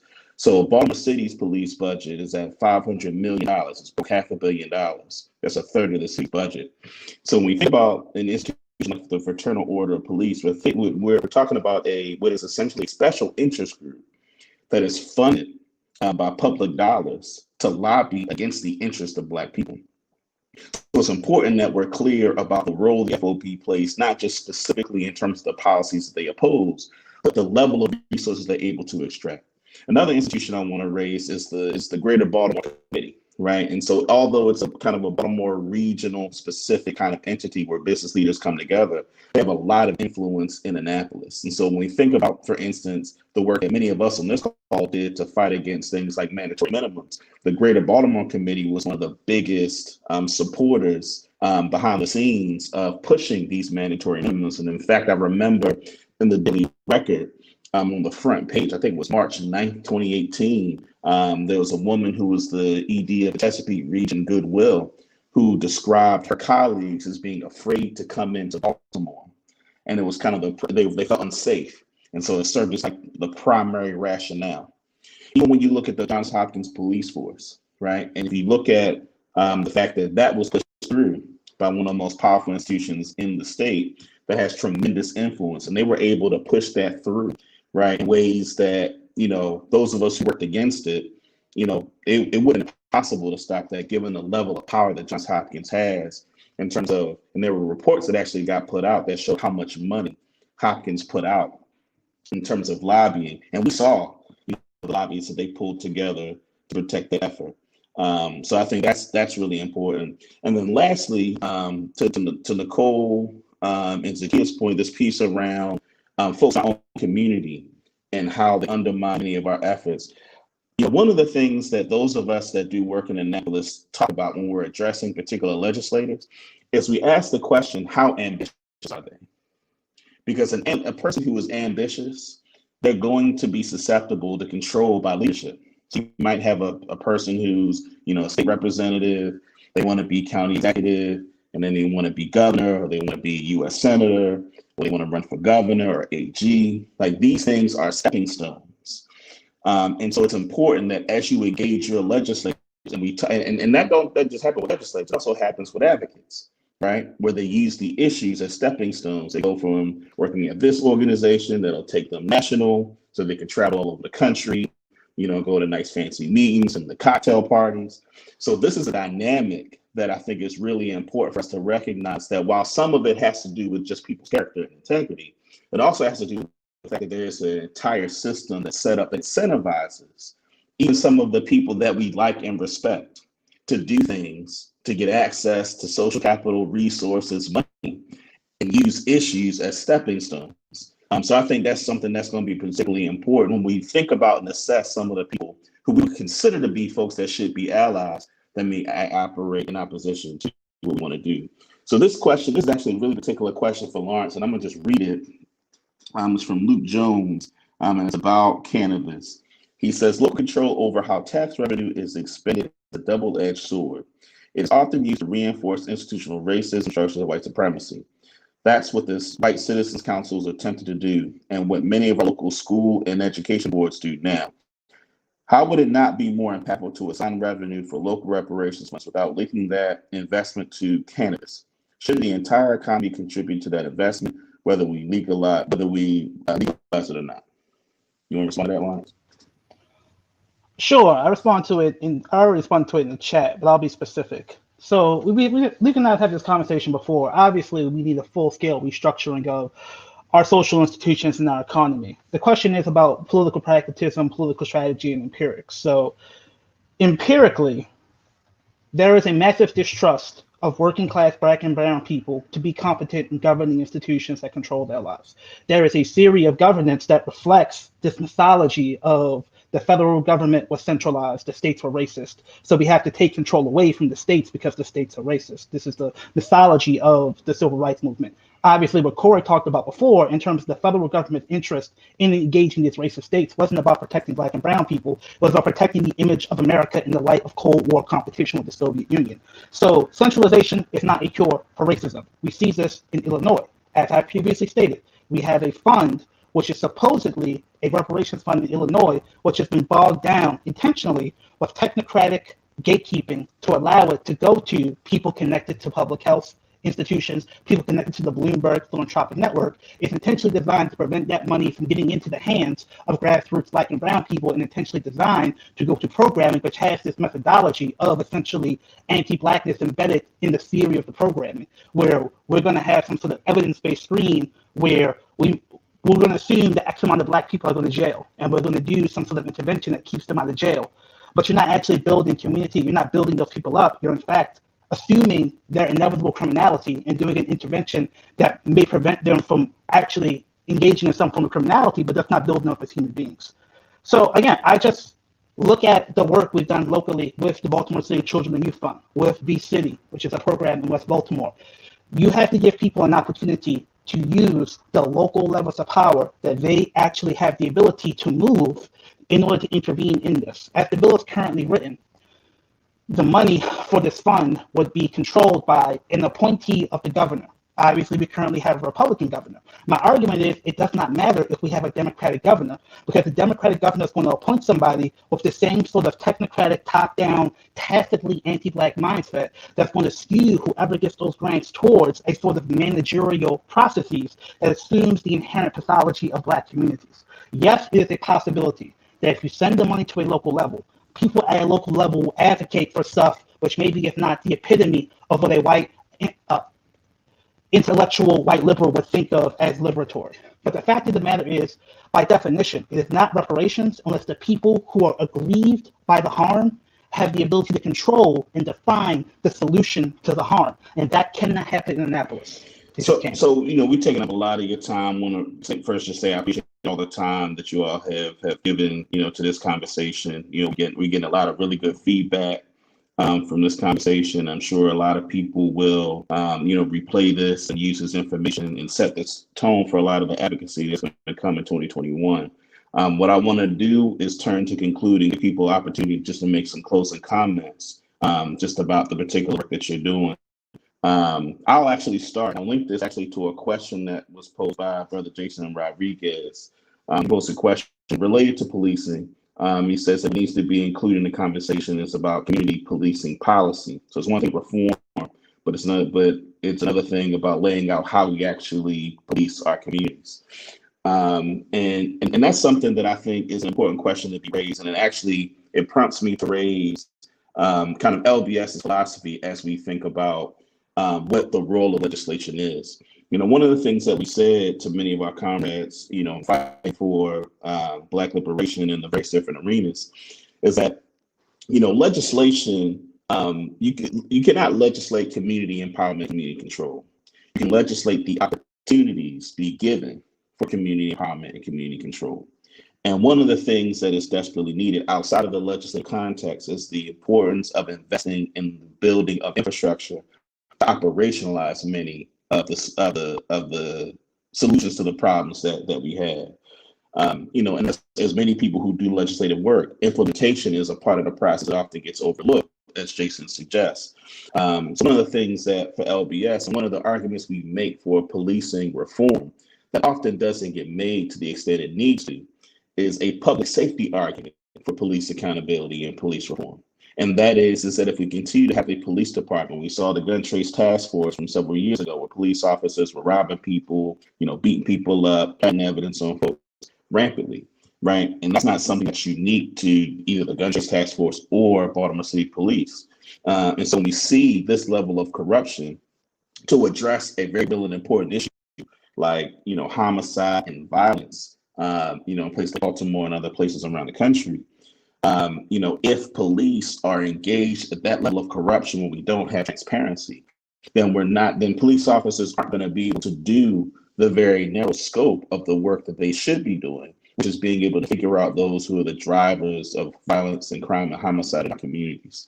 And so it's important that when we talk about community oversight, that it's important that we invest the resources in community oversight and community participation and disciplining of police officers that'll root out the kind of corruption that would create a culture where people would be able to actually have this one mechanism to address, homicide and violence on the front end, in addition to all of the back end work that's necessary in terms of building some of the alternatives to incarceration, the alternatives to policing, et cetera. Last thing I'll say, and then I'll turn it over to other panelists to conclude, is that one of the things that's come up a lot in this conversation is the way in which white supremacy and anti-Blackness has very particular impacts on not just the issues that we've talked about, but on the legislative process itself. That when we think about the kind of plantation politics of the Maryland General Assembly, that's part and parcel to how it's operated. It is those plantation politics that are applicable in other arenas of civil society. Hubert Henry Harrison, in his book Negro and the Nation, he talks about the shift from chattel slavery to wage slavery. So she's talking post Civil War, and he says that the difference was that chattel slavery was enforced by brute force, and that wage slavery is enforced by starvation. And that's really important, because a part of the way that the system maintains itself It's the ability to control people's livelihoods, the ability to control people's ambitions, to be able to use those and weaponize those in order to block a lot of the progress that we have been advocating for on this call. And so that's a part of the reason why it's important to support organizations like LBS to become a sustainer, to support all the organizations that are on the screen that are represented by the folks that are on this panel, to provide your support. As Senator Carter mentioned earlier, the importance of investing in, funding in, providing support for people who run for office against many of the folks who are problems in the legislature. These are all things that are going to be central to us being able to make progress. Otherwise, we're going to continue to get, what we describe and others describe as incorporated resistance, right? Symbolic victories that are going to be used against our ability to push forward the issues that we want to push forward. So I'm going to leave us with that, and I'm going to go just in order of what's on my screen. So Yannette. Can I just respond to that really quickly, Yeah, Davon? go ahead, Corey. And you, a matter of fact, I really want to wrap your closing statement to your response to that. Okay, perfect. Davon, you spoke a lot about building infrastructure, and I just want to highlight some important things specifically for Black Marylanders that are looking to impact change on a local level as well as the statewide level. And Lawrence, I think, spoke to this for a long while about the way that anti-Blackness is almost necessitated in governance. And so I think that it's important to understand, when you kept referencing infrastructure, that while we deconstruct the way that the state has been violent to Black folk, I think it's important to parallel those discussions and that deconstruction with building sustainable infrastructure. What does that look like? Creating and supporting Black institutions like Leaders of a Beautiful Struggle that are embedded in our communities and understand sort of the resources that our community needs. I think because it's important to understanding that the state necessitates violence against Black people in order to sustain itself. And so in understanding that and understanding the way that anti-Blackness has structured a lot of our material realities and the way that legislation is only in support of that anti-Blackness is necessary and important. So I just wanted to say that, especially because I think that when you spoke about building infrastructure, I was immediately like, we need Black institutions that parallel these institutions that structure the material reality of people on the ground. So I guess to close that out, I think that one, building independent community institutions, putting your money where your mouth is. Senator Carter talked about this in the comments just a little bit, but funding your local legislators that are doing the work, right? Senator Carter has done the work for many, many years. And not only has her voice been heard in the halls of Annapolis, but also has been heard in our communities. She has shown that she has been the people's champion. So why would we not support her financially? That goes for any legislators that we know that they might not be supported by the larger institutions because of their support of Black communities, and making sure that we support them. And lastly, putting pressure on your local representatives and making sure that they understand exactly. And what does that look like? Calling 1,001 times, sending a bunch of emails, creating community organizations, or going and assisting community organizations similar to LBS, similar to the Job Opportunities Task Force that are doing the work. The last thing I'll do is, do a shameless plug. We talked a lot about incarceration and the criminal justice reform efforts of a lot of different individuals here. We currently have a bail fund that is the first bail fund in Baltimore City, and I believe in the state of Maryland. So if you all want to donate to that, to make sure that individuals with nonviolent offenses are getting bailed out in an efficient manner, please go donate to JOTF. So that's my shameless plug. Thank you so much, LBS, for having me and putting on this event, because it is super, super important to not only our community, but I know there are a bunch of people logged in across the United States that are just super, super interested in what we're doing here in Maryland. Thanks, Corey. So I'll go to Yannette. So I definitely echo everything that Corey just said, and I'll add on to that by one of my favorite quotes from James Baldwin, which is a civilization is not destroyed by wicked people. It's not necessary that people be wicked, but only that they be spineless. And so really just saying that to, the importance of holding people accountable, and also just the importance of organizing. There are more of us that are impacted by these issues than those of us that are not, and we're not outnumbered, we're just out organized.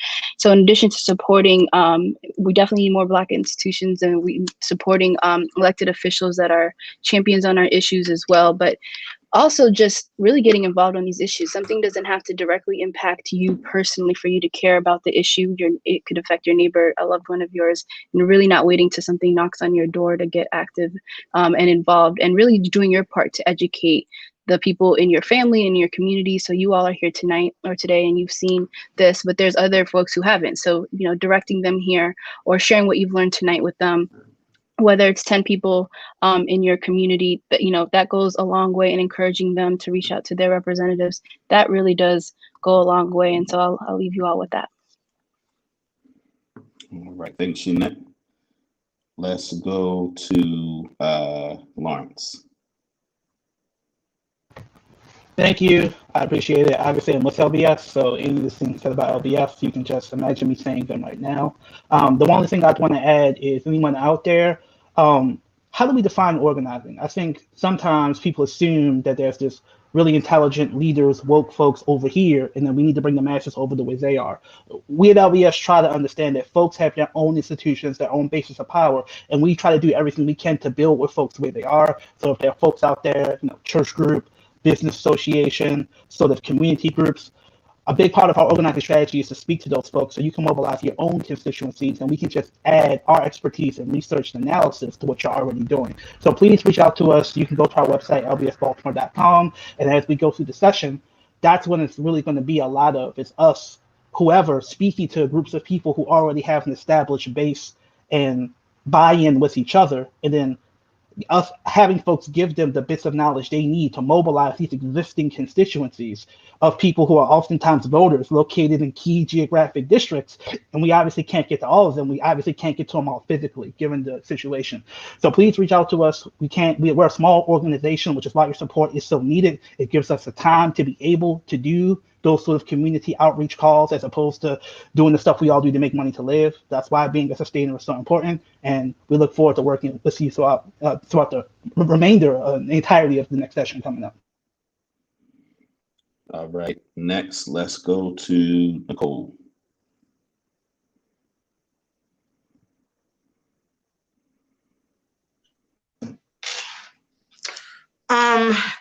So of course, I will encourage all to visit the Out for Justice website, donate to the work we are also doing around bailing Black mamas out of jail for Mother's Day, and then even extending that work in partnership with JOTF on the Father's Day bailout, and understanding that when you hear about the work that we're doing in Baltimore around bail, it just does not stop with bail.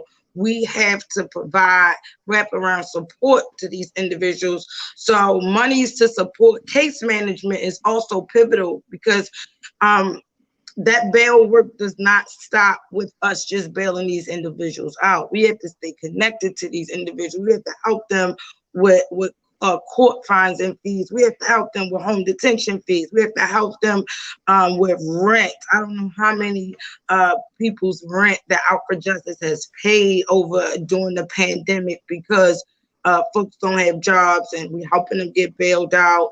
And so just understand that when you are donating to any bail work that's happening in Baltimore and even Prince George's County, that stuff comes with wraparound support. We're not just getting people out and leaving them alone. We're sticking with them and ensuring court support, participatory defense, and all of that. And so when you donate, think about those additional things that we have to do to ensure someone's successful release and for them to stay home. For us, Out for Justice we never got to relax during COVID. You know, we talked about, you know, we hear a lot about essential workers and supporting essential workers, but who was essential to community? Who was essential to the everyday person, right? And that had to be us in a position in the Oliver Center, as safe as we could. We had to keep our doors open because people from out in the city still needed support, right? And so it is important to understand that there are organizations that could not rest, could not take a nap, could not just work from home. We still had to go in the office. We still had to provide mutual aid support. And lastly, what I'll say is that advocacy right now is looking different, right? It's looking different for all of us. And while we are out for justice, are still in the streets, we're still talking to our constituent base, many others aren't. And so there's some new ways that we have to think about how we bring the directly impacted voice to Annapolis. And a lot of that really relies on having internet connection. It is real. You know, we are putting together a lot of little small tablets where we could go to directly to community members and videotape their stories and be able to get that to legislators. And so just understand that this work is essential, and this work really relies on you listening to the people who are impacted the most. And they're the people that you do not see every day on the news, or they're not even just us, right? There are the smaller organizations. You have organizations around the LGBT, the trans community doing great work. And I'll put a little plug in for Baltimore Safe Haven that's located right there on Greenmount Avenue, that are housing trans women that are homeless or coming out of the prison system. And so this advocacy work really relies and it sits on the back of the impacted people and the everyday people doing the work that you don't hear about. And so don't be afraid to talk with people when you're driving by, or when you get out at the gas station and a guy asking you for change. Don't look down on him. Ask him what he needs. Figure out how we can translate his needs into actual policy reform. And that's all I'll say. And just continue to call your elected officials on a regular basis. Call for your neighbor. Call for the parent that has to work during the day. Make those phone calls and let them know what your students are saying, right? What the people in your church group are saying, what the women on the little groups that you have on Zoom are saying, because they need to know that even though they may not hear directly from certain constituents, that they have needs that need to be addressed. And that's all I'll say. Love you all on this Saturday afternoon. Yeah, thank you, Nicole. All right, Zakia. Yes, peace, family. So this has been great, and it's been a pleasure being here with all of you this afternoon. I had a question I wanted to pose to the panel, because something stuck with me that Jonathan said earlier, is that in terms of the anti-Blackness that we've all talked about here, we've admitted that it's endemic within the government, and how things move or don't move. And what's really stood out to me was when Yannette said this congressional session in Maryland is a test. GOP Carter said it's a test.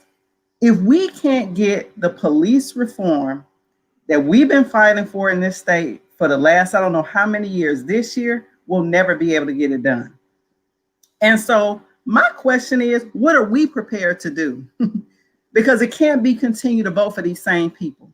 It can't be continue to do the same thing over and over, expecting a different result. And I don't know about y'all, but I'm tired, y'all. And I know we young, but I'm tired. Because as Yannette said, it has real consequences. Black people are dying. We're dying in more ways than one. Whether it's from gentrification and homelessness and all these other things that we just heard Sister Nicole talk about. We're literally in a state of emergency, and we have been in a crisis for a very long time. Yet it seems that the critical consciousness at this moment is that we can't get out of just, get out and vote and expect a different result. I think we're at a point, and I don't know how other people, feel on this panel, but Jonathan spoke to it. We really have to start dealing with people in our community who are elected or who are so-called representing our community, and they're not doing it in a way that's bringing along the masses. And I don't know how we do that, in a way that isn't perpetuating harm, but I want to figure it out with y'all. I really do, because we can't move if we got people who look like us, right? Who continue to go and perpetuate harm. I done sat up here and learned from y'all listening to this. So we got a Speaker of the House that got a gatekeeper who won't even listen to us. What is the effing point of having a Black woman as a Speaker of the House if she's not gonna listen to the constituents that's Black in the damn state? I be wanting to know stuff like that, because I'm tired of the identity politics. I'm tired of, it's Black girl magic. For who? Not for me. Not for the people in my community. And so I guess that's what I wanted to leave us with is what are we going to do? What's going to be our response? Because we got to have a response to this. I do want to leave y'all with a quote from Amos Wilson, because as we've been talking about this, all I do is continue to think about our elder. He this ancestor has had the most impact on my own critical consciousness and how I view politics more than any other person that I've ever read. And, throughout this entire political season, I kept coming back to this. And his quote is, "It's very typical of bourgeois rule to get the average individual and the masses to believe that to believe in their own, let me move back. The individual and the masses to believe, and we're to believe that the advancement of a few of us represents the advancements for the rest of us. But let's check this fantasy against reality. And we can see the direct relationship between the number of Black elected officials and the suffering of African Americans." And so he talked about this in the 80s and the 90s, and we still in 2020 talking about the same thing. We got to change something. And I think that it's incumbent among us as well as advocates in this state to be the guardians of that and to lead that movement. And we can't be afraid to do it. I'm willing to do it with you. And I'll leave you all with that. Appreciate that, sis. Ashley, you up next.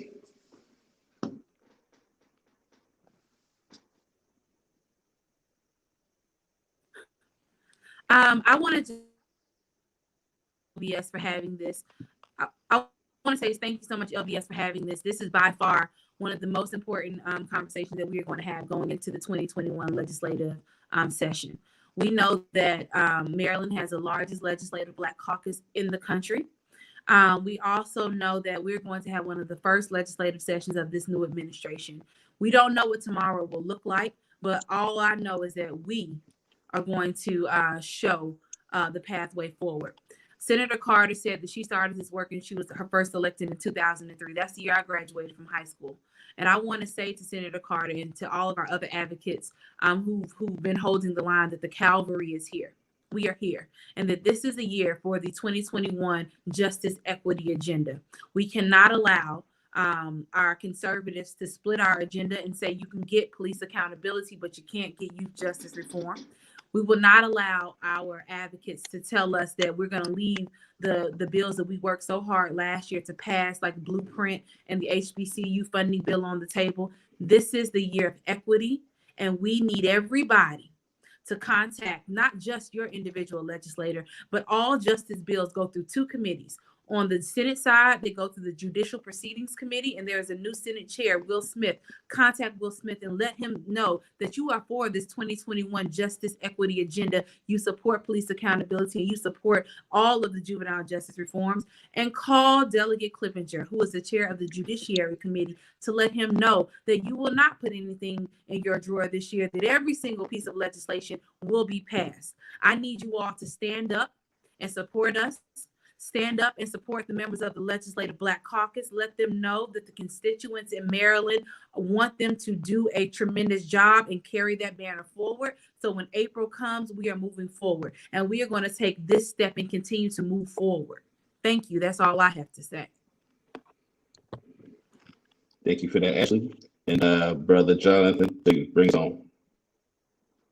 All right. Well, look, first and foremost, Davon, Adam, Lawrence, LBS family, Sister Breon, to the whole family that brought us together today, to all the advocacy organizations, persons on the line, all the lay persons across the state. This has been awesome. I just want to leave us with a few principles. Number one, this is about power. At the end of the day, when we talk about politics, we're talking about building power from within our communities to bring forth the liberation, the total freedom and justice that we must have for our people, the total liberation of the Black nation. That's what we're putting forth here today. If you're not part of an organization, there's an organization here on this line that has espoused something that's touched you. Get with that person, join that organization, build that organization, propagate that organization, and be in unity and coalition with the organization on the line here. And if for some reason there's no organization, I believe the organizations are here, but if you believe there's no organization that speaks to you, that you have a responsibility to build an organization. We want to lift up the power. I want to hit back on that ethos of what Sister Zakiya was saying earlier. Now is the time, as Bobby Seale said decades ago, to seize the time. This is a litmus test. I want to lift up again what Yannette said earlier in terms of this being a litmus test in terms of what this legislature is going to do. I want to lift up the spirit. This is a Black liberation ethos. I do want to lift up the spirit of the late George Jackson. Blood in My Eye, his political treatise, page 25, when he states that before one can even begin to postulate revolution and total transformation, all forms of redress has to seriously have broken down in the minds of the people. We said earlier, this is a final call, essentially. That's what the Black advocates and revolutionaries on this line are doing. They're sending a final call to our government, to our state, here in the state of Maryland specifically, to get it right as a microcosm of what the nation has to do to get it right. Join an organization, build for your people, understand the struggle is eternal. There is no easy victories. And I will leave with these words from the late George Jackson, because we know the struggle is internal as well within us. We got some mess we got to deal with in order to keep ourselves stronger. So I'm going to leave with these words. Whatever quarrels you have, settle your quarrels. Come together. Understand the real, true reality of our situation. Understand that fascism is here. That millions have died that could have been saved, and that millions more would die or live half butchered full lives if we fail to act. Do what must be done. Hi. Embrace your humanity. Hi. In the people in the worldwide revolution. Join us. Hi, Daddy. And give up your life for the people. Thank you so much. Hi, Daddy. Perfect way to end it. You all can watch this and replay this on YouTube later on. Want to thank the listening audience for sticking with us for 3.5 hours. Want to thank the panelists for coming on. Become a sustainer, support any organizations that's on this line. Enjoy the rest of your Saturday. Safe travels. On behalf of LBS, take care. Override the vetoes. Override the vetoes. Override them.